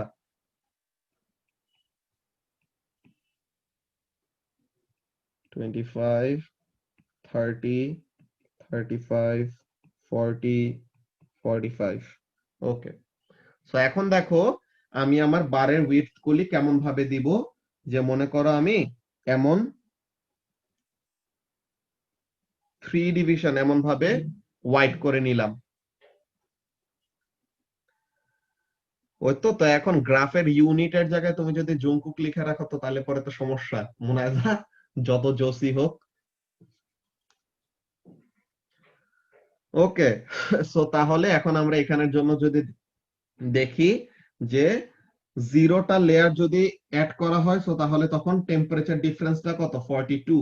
ওকে, সো তখন টেম্পারেচার ডিফারেন্স হলো 42। লেট মি সি, আমি বারগুলি এভাবে করে ড্র করে ফেলি। লেট মি সি, 42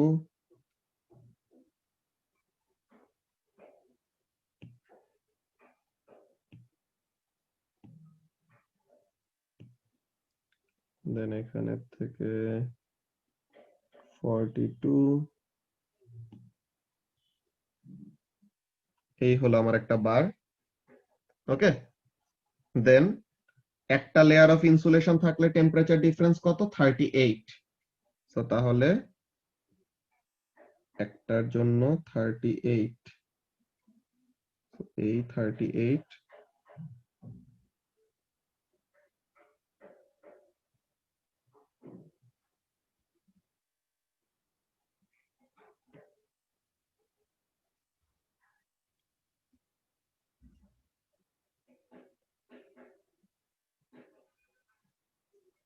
সো এটা গেল একটা লেয়ার অফ ইনসুলেশন থাকলে কি হবে, না না এখানে তোমার always there must be a gap. Okay, হ্যাঁ হ্যাঁ বারগুলি একসাথে করে দিলে সমস্যা আছে অনামিকা। বার ডায়াগ্রাম আর হিস্টোগ্রামের মধ্যে কিন্তু ডিফারেন্স এটাই যে তোমার বার ডায়াগ্রামে the bars are a certain distance separated always. Okay, আর হিস্টোগ্রামে তোমার ওভারল্যাপিং ইন্টারভাল থাকে, তো এর জন্য বারগুলি একটার সাথে একটা গায়ে লেগে থাকে হিস্টোগ্রামে। বুঝতে পারছো অনামিকা?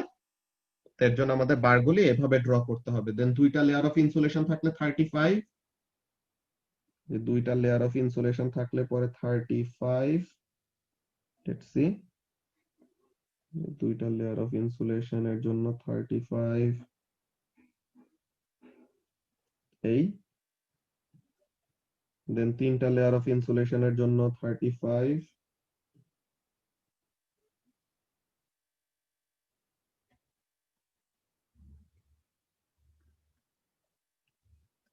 ওকে।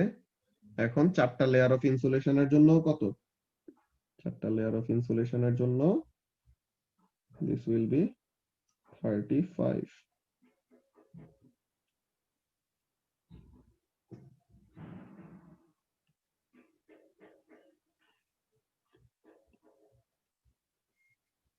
এই, সো তাহলে এই গেল তোমার বার ডায়াগ্রামটা, ঠিক আছে। সো সবগুলি বারের মধ্যে দেখছো ইকুয়াল গ্যাপ, সো সবগুলি বারের মধ্যে হলো আমাদের এমন ইকুয়াল গ্যাপিং আছে, এন্ড সবগুলি বারের উইডথ কিন্তু সেম, কোনো বারই বেশি মোটা না, কোনো বারই বেশি চিকন না। ওকে, সো তাহলে there must be this sort of consistency. Okay, আর না হলে পরে কিন্তু তোমাদের গ্রাফগুলি কেটে দিবে। বুঝতে পারছো? তো এর জন্য এই যে 4 মার্ক যে তারা এলাও করছে, তো এটার জন্য কিন্তু আমাদের এই ব্যাপারগুলিতে কেয়ারফুল থাকা লাগবে। ওকে, সো বারগুলি must be consistent in thickness, যে উইডথ, হাইট তো যে ভ্যালু ওয়াইজ ওই হাইট পর্যন্ত যাবে, এটা যায় আসে না। এন্ড বারগুলার থিকনেস এন্ড বারগুলার প্রত্যেকটা বারের মধ্যে সেপারেশন কিন্তু ফিক্সড। এই যে দেখো এই দুইটা বারের মধ্যে সেপারেশন, এই দুইটা বারের মধ্যে separation, each separation between the bars are fixed. Okay, so তাহলে এই ব্যাপারগুলিতে খুবই কেয়ারফুল থাকা লাগবে। কারো কি এখন এই বার ডায়াগ্রাম ড্র করা নিয়ে কোনো কনফিউশন আছে?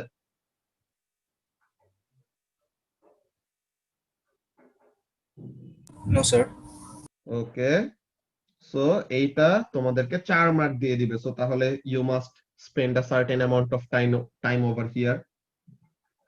এরপর কি বলতেছে, describe the relationship between the number of layers of insulation and the temperature difference. আমরা যদি এখানে দেখি রিলেশনশিপটা কেমন, দেখো তো। প্রথমে তুমি কোনো ইনসুলেশন দাও নাই, টেম্পারেচার হলো 42, টেম্পারেচার ডিফারেন্স।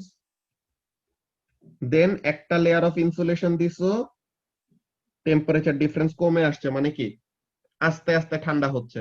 আচ্ছা, এই মিটিং এ 1 মিনিটের কম আছে, নেক্সট টাই জয়েন করো, ওখানে কন্টিনিউ করতেছি। ইয়েস, এক্সট্রা গ্রাফ পেপার পাওয়া যাবে তামিম। ওকে, সো তাহলে যেই ব্যাপারটা দেখতেছিলাম কি জিনিস, আমরা দেখলাম যে একটা ইনসুলেশন ইউজ করলে টেম্পারেচার ডিফারেন্সটা কমলো, দুইটা ইনসুলেশন ইউজ করলে টেম্পারেচার ডিফারেন্সটা আরেকটু কমলো, কিন্তু মোর দেন 2 ইনসুলেশন ইউজ করার পর কিন্তু আমরা আর কোনো ডিফারেন্স পাচ্ছি না। পাচ্ছি মোনায়েজা? দুইটা ইনসুলেশনে No, যত sir. যত টেম্পারেচার ডিফারেন্স, তিনটা ইনসুলেশনেও সেম, চারটা ইনসুলেশনেও সেম। সো তাহলে কি বলবো, ফার্স্টে বলবো যে as the number of layers of insulation increases, the rate at which the water cools down ওইটা ডিক্রিজ করে, যে আস্তে আস্তে ঠান্ডা হয়। ভালো কথা, কিন্তু আফটার 2 লেয়ার্স তখন আর কোনো চেঞ্জ হয় না, যে দুইটা লেয়ার ইউজ করা যেই কথা, তিনটা লেয়ার ইউজ করা, চারটা লেয়ার ইউজ করা একই কথা। আচ্ছা অসাফ, পেন দিয়ে ড্র করবা নাকি তুমি পেন দিয়ে অ্যাকচুয়ালি ড্র না করে ফার্স্টে পেন্সিল দিয়ে ড্র করার পর you will darken the bars. তো তাহলে পরে হয়ে যাবে যে বেসিক্যালি তুমি পেন্সিল দিয়ে ড্র করবা হালকা করে, দেন যখন নাকি তোমার এটা ফাইনালাইজ হয়ে যাবে গ্রাফটা, তখন ওইটা কি করে দিবা, ডার্ক করে দিবা, বা ওইটার উপরে পেন দিয়ে এঁকে দিতে পারো, ওইটা সমস্যা না। পেন দিয়ে ডিরেক্টলি আঁকতে গেলে কি হবে, কোনো একটা ভুল গেলে তখন ওখানে কাটাকাটিটা একদম ভিজিবল থাকবে, সো তখন তোমার ওই গ্রাফটা দেখতে খারাপ দেখাবে, আনটাইডি দেখাবে। নতুন গ্রাফ তুমি পাবা, that is not a problem. হ্যাঁ, শুধু পেন্সিল দিয়ে করলেই হয় লামিয়া, কিন্তু ওই যে পেন্সিলের দাগটা যদি ওরকম প্রমিনেন্টলি না পড়ে, যে তার স্ক্যান করে পাঠাবে তো ওখানে, তো তাহলে যদি তোমার পেন্সিলের দাগটা ওরকম স্ক্যানের মধ্যে না আসে ভালো মতো, তো তখন যে তারা ভাববে যে গ্রাফের এখানে বুঝি খালি, বুঝছো? তো এর জন্য অনেকজন একটু কনসার্ন থাকে, এর জন্য একটু ডার্ক করে দেয়, বুঝতে পারছো? নরমালি ওরকম স্ক্যানিং এর সমস্যা হয় না, আমরা যেরকম চাপ দিয়ে এরকম লিখি, তো ওখানের মধ্যে ডার্ক হয়েই যায়, তো তাহলে এটা স্ক্যানে উঠতে কোনো সমস্যা হবে না। অলরাইট, সো তাহলে শুধু পেন্সিল দিয়ে আঁকলেও কোনো প্রবলেম নাই। আচ্ছা, সো তাহলে যেই ব্যাপারটা বলতেছিলাম কি জিনিস, যে আমরা number of layer of insulation যদি বাড়াই, yes, the rate at which the water cools down, ওটা কমে যায়, কিন্তু দুইটা লেয়ারের বেশি ইউজ করলে পরে কোনো চেঞ্জ আসে না। দুইটা লেয়ারের জন্য যত, তিনটা লেয়ারের জন্য সেম, চারটা লেয়ারের জন্য সেম। ওকে, সো তাহলে এখানের জন্য কি লিখবো, এখানের জন্য লিখবো যে the rate at which the water cools down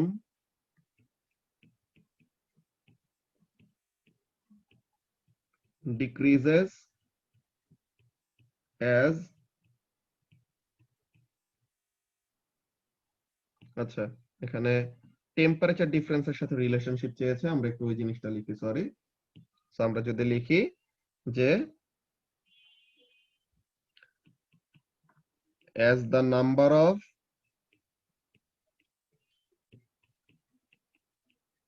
layers of insulation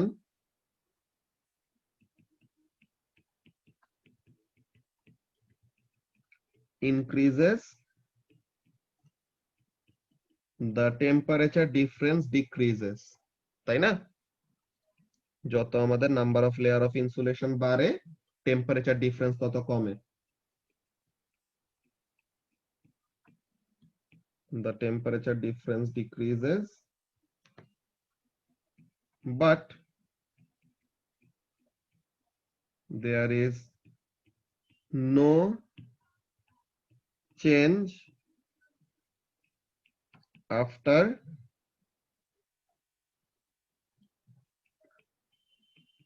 more than 2 number of layers of insulation. So তাহলে এই অ্যানসার দিয়ে আমরা কি বুঝাই দিলাম, এই অ্যানসার দিয়ে আমরা বুঝাই দিলাম এমন ব্যাপার যে ইয়েস, যত আমরা number of layer of insulation বাড়াবো তত টেম্পারেচার ডিফারেন্স কমবে, কিন্তু that is true up to 2 layers of insulation. দুইটার বেশি লেয়ার যদি আমরা অ্যাড করি তাহলে ওখানে আর কোনো চেঞ্জ আসবে না। সো তাহলে আমরা যদি অ্যানসারটা দেখি, দ্যাট উইল বি মোর রিঅ্যাসিউরিং, যে ফার্স্টে টেম্পারেচার ডিফারেন্স গুলি 47, 50, 50, 50। ওকে, এরপরে এখানের জন্য কি বলতেছে, সুটেবল স্কেল চোজেন, যে longest bar occupies at least half the grid, যে আমাদের, হ্যাঁ টেম্পারেচার ডিফারেন্স স্টেজ কনস্ট্যান্ট, ওই জিনিসটাই stays constant and does not change, একই কথা। ওকে, আচ্ছা, সো তাহলে এখন এখানের মধ্যে কাজটা কি, তারা এই জায়গার জন্য বারগুলিকে এরকম লাগায় ড্র করছে, কিন্তু তারাই অন্য একটা মার্ক স্কিমে বলবে যে বারগুলিকে লাগানো এরকম যাবে না। তোমার নরমালি বার ডায়াগ্রাম আঁকার যে প্রসিডিওর, হ্যাঁ তোমার বেসিক যে বার ডায়াগ্রাম আঁকার procedure, bars must be separated. Okay, বারগুলি কি থাকবে, there must be a certain separation between them. তো তাহলে আমি যে এরকম বারের সেপারেশন দিয়ে ড্র করছি ওই জিনিসটাই ফলো করবা, বিকজ তাদের মার্ক স্কিমে কিন্তু তারা এরকম ফ্লাকচুয়েশন করে, বাট আমি যেটা ড্র করছি ওইটা কিন্তু তারা কোনো সময় কাটবে না। ওকে, সো তুমি বারগুলিকে লাগায় ড্র করলে পরে এই জায়গার জন্য তারা অ্যালাউ করবে, বিকজ এই স্পেসিফিক মার্ক স্কিমে তারা বারগুলি লাগায় ড্র করা পিকচার দিছে, কিন্তু বাকিগুলাতে কিন্তু তারা ওই জিনিসটা অ্যালাউ নাও করতে পারে। বুঝতে পারছো অনামিকা? হ্যাঁ ভাইয়া। ওকে, সো তাহলে এই জিনিসটা গেল। ভাইয়া, হ্যাঁ, দুইটার বেশি লেয়ারের পর টেম্পারেচার ডিফারেন্স চেঞ্জ হয় না কেন? বিকজ ওখানের মধ্যে তোমার ইনসুলেশনের যে ইফেক্টিভনেসটা, যেই টাইপের ইনসুলেশন ইউজ করতেছো, মনে করো ওই ইনসুলেটরটা কি করে, মনে করো কন্ডাকশন আর কনভেকশন আটকায়। তো তাহলে দুইটা লেয়ারে যতটুকু কন্ডাকশন এন্ড কনভেকশন আটকাচ্ছে, তো মনে করো যে কন্ডাকশন এন্ড কনভেকশনের থ্রুতে ওয়াটার আর হিটই লস করতেছে না, ওয়াটার বাকিটুকু হিট লস করতেছে থ্রু রেডিয়েশন। তো তাহলে তুমি দুইটা লেয়ার দাও, তিনটা লেয়ার দাও, রেডিয়েশনের হিট লস তো আর তুমি চেঞ্জ আনতে পারবা না, পারবা? তো তাহলে ওখানের জন্য তোমার কন্ডাকশন এন্ড কনভেকশনের লস সে বন্ধ করে দিল, দুইটা লেয়ারে পুরোপুরি বন্ধ, সো তিনটা দিলে আরো বন্ধ হবে, এমন টাইপের ব্যাপার। মনে করো আলফা পার্টিকেল পেপার দিয়ে তুমি ব্লক করে ফেলতে পারো, সো তাহলে অ্যালুমিনিয়াম দিলে কি কোনো চেঞ্জ আসবে? পেপার না। দিয়েও যে রিডিং পাইলা, অ্যালুমিনিয়াম দিয়েও তো সেম রিডিং ই পাবা ফর আলফা পার্টিকেল, তাই না? বিকজ পেপারই যা আটকায় ফেলতে পারে, অ্যালুমিনিয়াম তো তাকে পারবেই, তাই না? জি ভাইয়া। এমন টাইপের ব্যাপার। সো এই যে এখানের মধ্যে তারা ব্যাপারগুলো কি বলতেছে, বলতেছে আইডিয়া অফ ইনভার্স রিলেশনশিপ, যে একটা বাড়লে একটা কমে, এমন একটা জিনিস বলতে পারো। or idea that each additional layer gives a smaller decrease in temperature difference, R idea that no effect on temperature difference with more than two layers। তো তাহলে আমরা এই দুইটা অ্যানসারে বলছি, কি বলছি, যে number of layers of insulation যত বাড়াই টেম্পারেচার ডিফারেন্স তত কমে যায়, 1 মার্ক। দেন বললাম কি, দুইটার বেশি লেয়ার অফ ইনসুলেশন যদি আমরা ইউজ করি তাহলে টেম্পারেচার ডিফারেন্সে কোনো চেঞ্জ পাই না, বা টেম্পারেচার ডিফারেন্সটা কনস্ট্যান্ট থাকে। ওকে, মনে যায়? Yes sir. ওকে, সো এখন এখানের মধ্যে আমাদেরকে বলতেছে suggest how the student could improve the reliability of her results। তো তাহলে রিলায়েবিলিটি বাড়ানোর জন্য একটু আগে আমরা বলে আসছি কি করব Tamim? Repeat and average. Repeat and average. Repeat and average করে বা রিপিট করে আমরা কাজটা কি করি? অ্যানোমালাস রেজাল্ট অমিট করি। অ্যানোমালাস রেজাল্ট আমরা অমিট করি। Very good. সো তাহলে repeat the experiment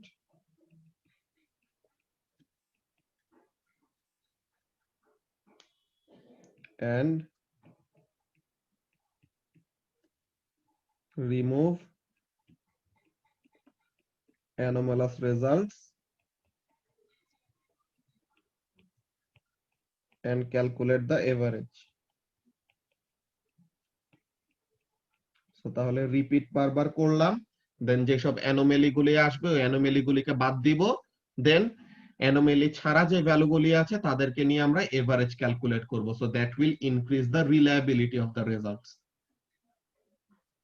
হ্যাঁ, ওই জিনিসটাও হয় লামিয়া, যে প্রতিটা নাম্বার অফ লেয়ারের জন্য রিপিট করব। সো একই জিনিস, যে মাল্টিপল রিডিং নাও মানে ওরকম রিপিট করতেছি, ঠিক আছে?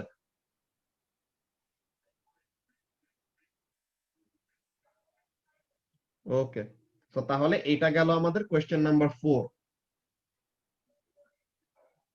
এখন কোয়েশ্চেন নাম্বার 5 এ কি বলতেছে? কোয়েশ্চেন নাম্বার 5 এ বলতেছে the photograph shows a halogen lamp. আচ্ছা, এ নাম্বারে কি বললো? The halogen lamp has a power of 50 watt when operating at its normal voltage। তো তাহলে নরমাল ভোল্টেজে তার পাওয়ার হলো 50 ওয়াট। বললো calculate the amount of electrical energy transferred to the halogen lamp in 40 hours. তো তাহলে আমাদের পাওয়ার দেওয়া এন্ড টাইম দেওয়া চাইছে আমাদের কাছে এনার্জি। তো তাহলে power, energy and time related কি formula? Power is equal to energy energy transfer by time. Divided by time taken. তো তাহলে energy transfer is equal to power into time. So power হলো 50 ওয়াট আর time হলো 40 hour. তো এখন hour থেকে কি করতে হবে? সেকেন্ডে নিতে হবে। সো আওয়ার থেকে মিনিটে নেওয়ার জন্য ইনটু 60, মিনিটের থেকে সেকেন্ডে নেওয়ার জন্য ইনটু 60। তো এটা করলে পরে কত আসে দেখো তো?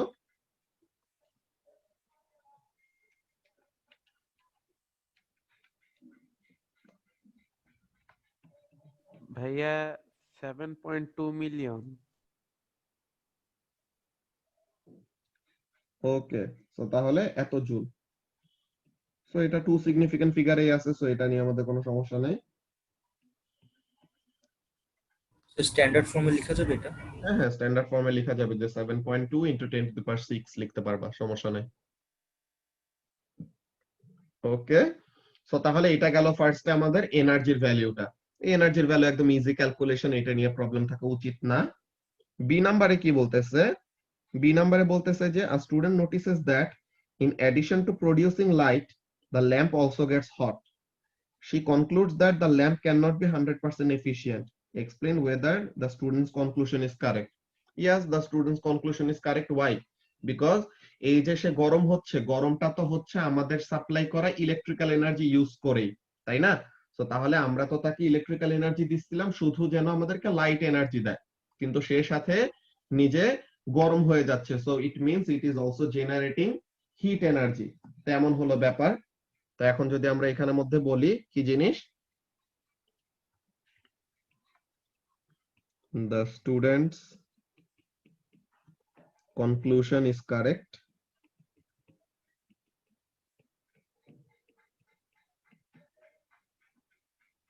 as the electrical energy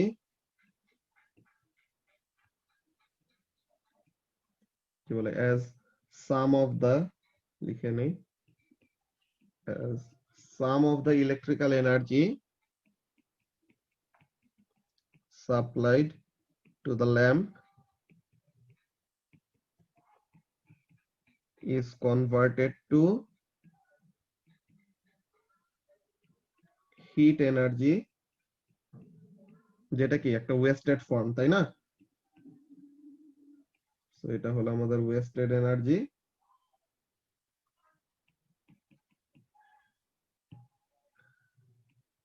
rather than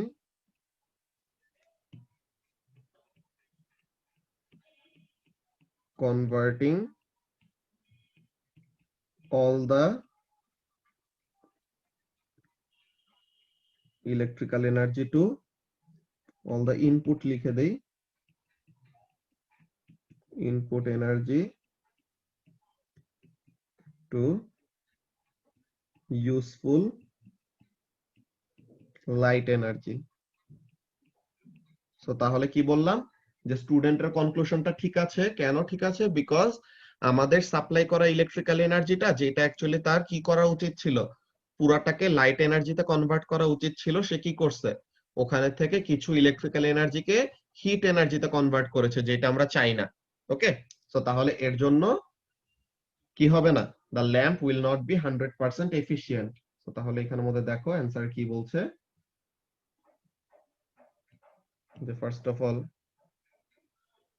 7.2 million, then energy is wasted as heat আর লাইট এনার্জি, তো যে আউটপুটটা ইনপুটের থেকে কম, যে not all electrical energy is converted to light. So তাহলে সব ইলেকট্রিক্যাল এনার্জি লাইটে কনভার্ট হয়নি দেখেই কি হয়েছে, হিট প্রডিউস হইতে পারছে।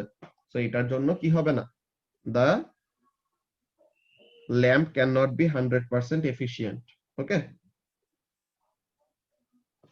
এরপর কি বলতেছে সি নাম্বারে, the lamp must not be connected directly to the mains voltage, যে মেইনস ভোল্টেজ যে 230 ভোল্ট, এটাতে ডাইরেক্টলি কানেক্ট করা উচিত না। বললো কি a step down transformer must be used, so তাহলে একটা স্টেপ ডাউন ট্রান্সফরমার যে ভোল্টেজটাকে কমায় দিবে এরকম একটা ট্রান্সফরমার ইউজ করতে হবে। সো এখন বললো describe the structure of a step down transformer, you may draw a diagram to help your answer. So এখন একটা স্টেপ ডাউন ট্রান্সফরমার দেখতে কেমন হবে? স্টেপ ডাউন ট্রান্সফরমারে প্রাইমারিতে নাম্বার অফ টার্নস থাকবে বেশি, সেকেন্ডারিতে নাম্বার অফ টার্নস থাকবে কম, তো তার মানে ফাইনাল ভোল্টেজটা কম হবে, এমন একটা ট্রান্সফরমার হবে।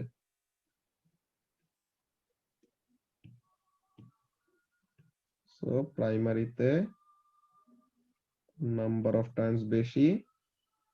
হ্যাঁ, ডায়াগ্রাম নিয়ে তো মনে হয় 2 মার্কস ক্যারি করে ফেলবে। হ্যাঁ হ্যাঁ, ডায়াগ্রামে আমাদের পুরাটা অ্যাকচুয়ালি হয়ে যায়, বুঝছো? সো তাহলে this is the iron core, this is the primary coil, This is the secondary coil. Sir এখানে লেবেল করতে হবে? হ্যাঁ, লেবেল করে দিলে তাহলে তোমার আর কোনো এক্সপ্লেনেশনে সমস্যা থাকবে না, আর যে এক্সপ্লেনেশন লিখতেই হবে না, যে এখানে নাম্বার অফ টার্নস হলো এনপি, নাম্বার অফ টার্নস হলো এনএস। তো এখন এখানের মধ্যে বলে দিব কি যে NP is greater than NS আর VP is greater than VS. এখানের মধ্যে বুঝাই দিলাম কি number of turns in primary coil is greater than, ভাই ব্র্যাকেটের পার্টটা লিখবো? হ্যাঁ ব্র্যাকেটের পার্টটা লিখে দেবো, or else NP দিয়ে কি বুঝাচ্ছো এটা তো তোমার বলে দিতে হবে, লেবেল করে দিতে হবে যে NP মানে এটা, NS মানে এটা, এমন টাইপের, বুঝছো? So number of turns in জি ভাই। primary coil is greater than number of turns in secondary coil.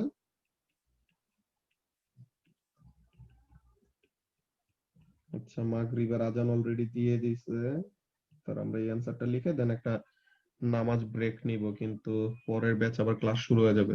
দাঁড়াও, এটা তাড়াতাড়ি লিখে শেষ করি। So voltage in primary coil is greater than voltage in secondary coil, ঠিক আছে? সো এটা হবে আমাদের অ্যানসারটা। আচ্ছা, এখানে কোশ্চেনে কয়টা আছে? 6 এর পরে দুইটা।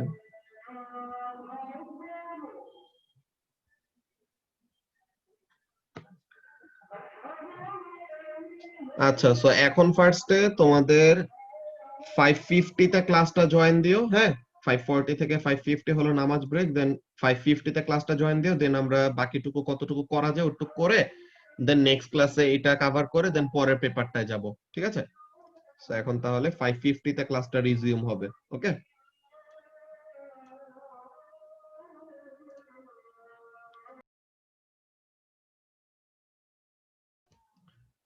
ওকে, সো তাহলে আমরা এখন আবার কন্টিনিউ করি, আমরা এই কোশ্চেনটা শেষ করে দেন আজকের জন্য আমরা র‍্যাপ আপ করে ফেলবো, দেন বাকি দুইটা question we will solve on Wednesday, ঠিক আছে?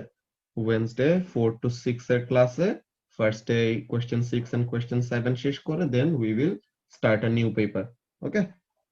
আচ্ছা, সো এখন এখানের জন্য এই কোশ্চেনটা তো গেল যে ফার্স্টে সি নাম্বারে বললো কি যে ল্যাম্পটাকে ডাইরেক্টলি মেইনস ভোল্টেজের সাথে কানেক্ট করা যাবে না, আমাদের একটা স্টেপ ডাউন ট্রান্সফরমার ফার্স্টে ইউজ করতে হবে। তো স্টেপ ডাউন ট্রান্সফরমার কি করে?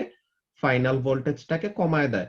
সো এখন বললো স্টেপ ডাউন ট্রান্সফরমারের স্ট্রাকচার কেমন ওইটা ডেসক্রাইব করো, যদি ডায়াগ্রামে একে ডেসক্রাইব করতে চাও তো তাহলে করতে পারো। সো আমরা ডায়াগ্রামের মধ্যে অ্যাকচুয়ালি আমাদের অ্যানসারটা পুরোপুরি কমপ্লিট করে ফেলছি, যে আয়রন কোর যেটা দুইটা কয়েল অফ ওয়ার্কে লিংক করতেছে, প্রাইমারি কয়েলে নাম্বার অফ টার্নস বেশি, সেকেন্ডারি কয়েলে নাম্বার অফ টার্নস কম। তো এটা দিয়ে বুঝাই দিলাম কি final voltage on the secondary coil কম হবে, তো তার মানে ফাইনাল ভোল্টেজ কমে যাবে, এমন টাইপের ব্যাপার। এখন বললো কি ডি নাম্বারে a step down transformer reduces voltage from 230 volt to 12 volt। So তাহলে এটা হলো ইনিশিয়াল ভোল্টেজ, এটা হলো ফাইনাল ভোল্টেজ। সো ভিপি হলো 230 ভোল্ট, ভিএস হলো 12 volt, and secondary current, so secondary current হলো 4.2 অ্যাম্পিয়ার। সো তাহলে আইএস, যে সেকেন্ডারি কারেন্ট হলো 4.2 অ্যাম্পিয়ার। সো এখন ডি ওয়ানে বলতেছে কি state the equation linking input power and output power for a transformer. So তাহলে 100% এফিশিয়েন্ট যদি হয় তো তখন কি হবে? Sorry, input power is equal to output power. So এই জিনিসটা, তো এটা গেল আমাদের ফার্স্টের কথা। এখন input power is equal to output power, এখানের মধ্যে কি আসলে পাওয়ার মানে কি, ইলেকট্রিক্যাল পাওয়ার মানে কি, কারেন্ট ইনটু ভোল্টেজ, তাই তো? সো তাহলে VPIP is equal to VSIS, তাই তো? যে ইনপুট পাওয়ার মানে হলো input voltage into input current, আর আউটপুট পাওয়ার মানে কি, output voltage into output current. So এখন আমরা এখানের মধ্যে যদি কাজটা করি, VPIP is equal to VSIS. So এখন আমাদের কাছে চেয়েছে কোনটা, ইনপুট কি বলে, প্রাইমারি কারেন্ট। সো তার মানে আইপি, যে প্রাইমারি কয়েলে কারেন্ট কত, সো এটা কি হবে, VS into IS divided by VP. So VS কত, ভিএস হলো 12 ভোল্টস, আইএস কত 4.2, আর ভিপি কত 230। সেটা করলে পরে কারেন্টের ভ্যালুটা কত আসে, let's see, 12 into 4.2 divided by 230. So this gives us 0.219130 dot dot dot অনেক কিছু অ্যাম্পিয়ার। তো এখন আমাদের গিভেন ইনফরমেশন কত সিগনিফিক্যান্ট ফিগারে, 2 সিগনিফিক্যান্ট ফিগারে, তাই না? সো তাহলে ফাইনাল অ্যান্সার আমরা কততে দিব, 2 সিগনিফিক্যান্ট ফিগারে দিব। So this is 0.22 ampere. So 0.22 ampere. So this will be our final answer. ঠিক আছে ঐশী, গিভেন ইনফরমেশন যত সিগনিফিক্যান্ট ফিগারে আছে ফাইনাল অ্যান্সারও কি করব, তত সিগনিফিক্যান্ট ফিগারে দিব। ওকে, আমি তো দেখছি তোমার বুকলেটের মধ্যে তুমি এগুলো লিখে রাখছো, ক্লাসে যখন নাকি পড়াইতেছিলাম পাশে যে ব্র্যাকেটে লিখে রাখছো ওইসব জিনিস শুদ্ধ লিখে রাখছো। ওকে, সো তাহলে প্রাইমারি কারেন্টের ভ্যালুটা কত হবে, 0.22 অ্যাম্পিয়ার। ওকে, সো আমরা যদি মার্ক স্কিমের অ্যান্সারটা মিলায় দেখি, এই যে 2 coils of wire, iron core, more turns of wire on the primary coil than on the secondary coil. So এটাতে কিন্তু অ্যাকচুয়ালি ডায়াগ্রামে কাজ হয়ে গেছিল। Then input power is equal to output power, আর finally the current comes out to be what, 0.22 ampere. Okay, so আজকের class আমাদের ফার্স্টে এই পর্যন্ত। আজকে আমরা শুরুর দিকে অনেক কিছু statement of entry and passport এন্ড এইসব ব্যাপারগুলো নিয়ে ডিসকাস করছি তো, সো তাহলে একটু টাইম চলে গেছে ওখানে। হোপফুলি ওয়েডনেসডে ক্লাসে আমরা এই কোয়েশ্চেন 6 এন্ড 7 শেষ করে আরেকটা পেপার 2 এর ফুল পেপার শেষ করতে পারবো। ঠিক আছে, তোমাদেরকে জানাই দেওয়া হবে যে কোন পেপার করা হবে নেক্সট দিন। ওকে, সো তাহলে আজকের ক্লাস আমাদের এইটুকুই। ঠিক আছে, আল্লাহ হাফেজ। আল্লাহ হাফেজ ভাইয়া। Allah Hafiz, sir. আল্লাহ হাফেজ। Allah Hafiz, sir. আল্লাহ হাফেজ।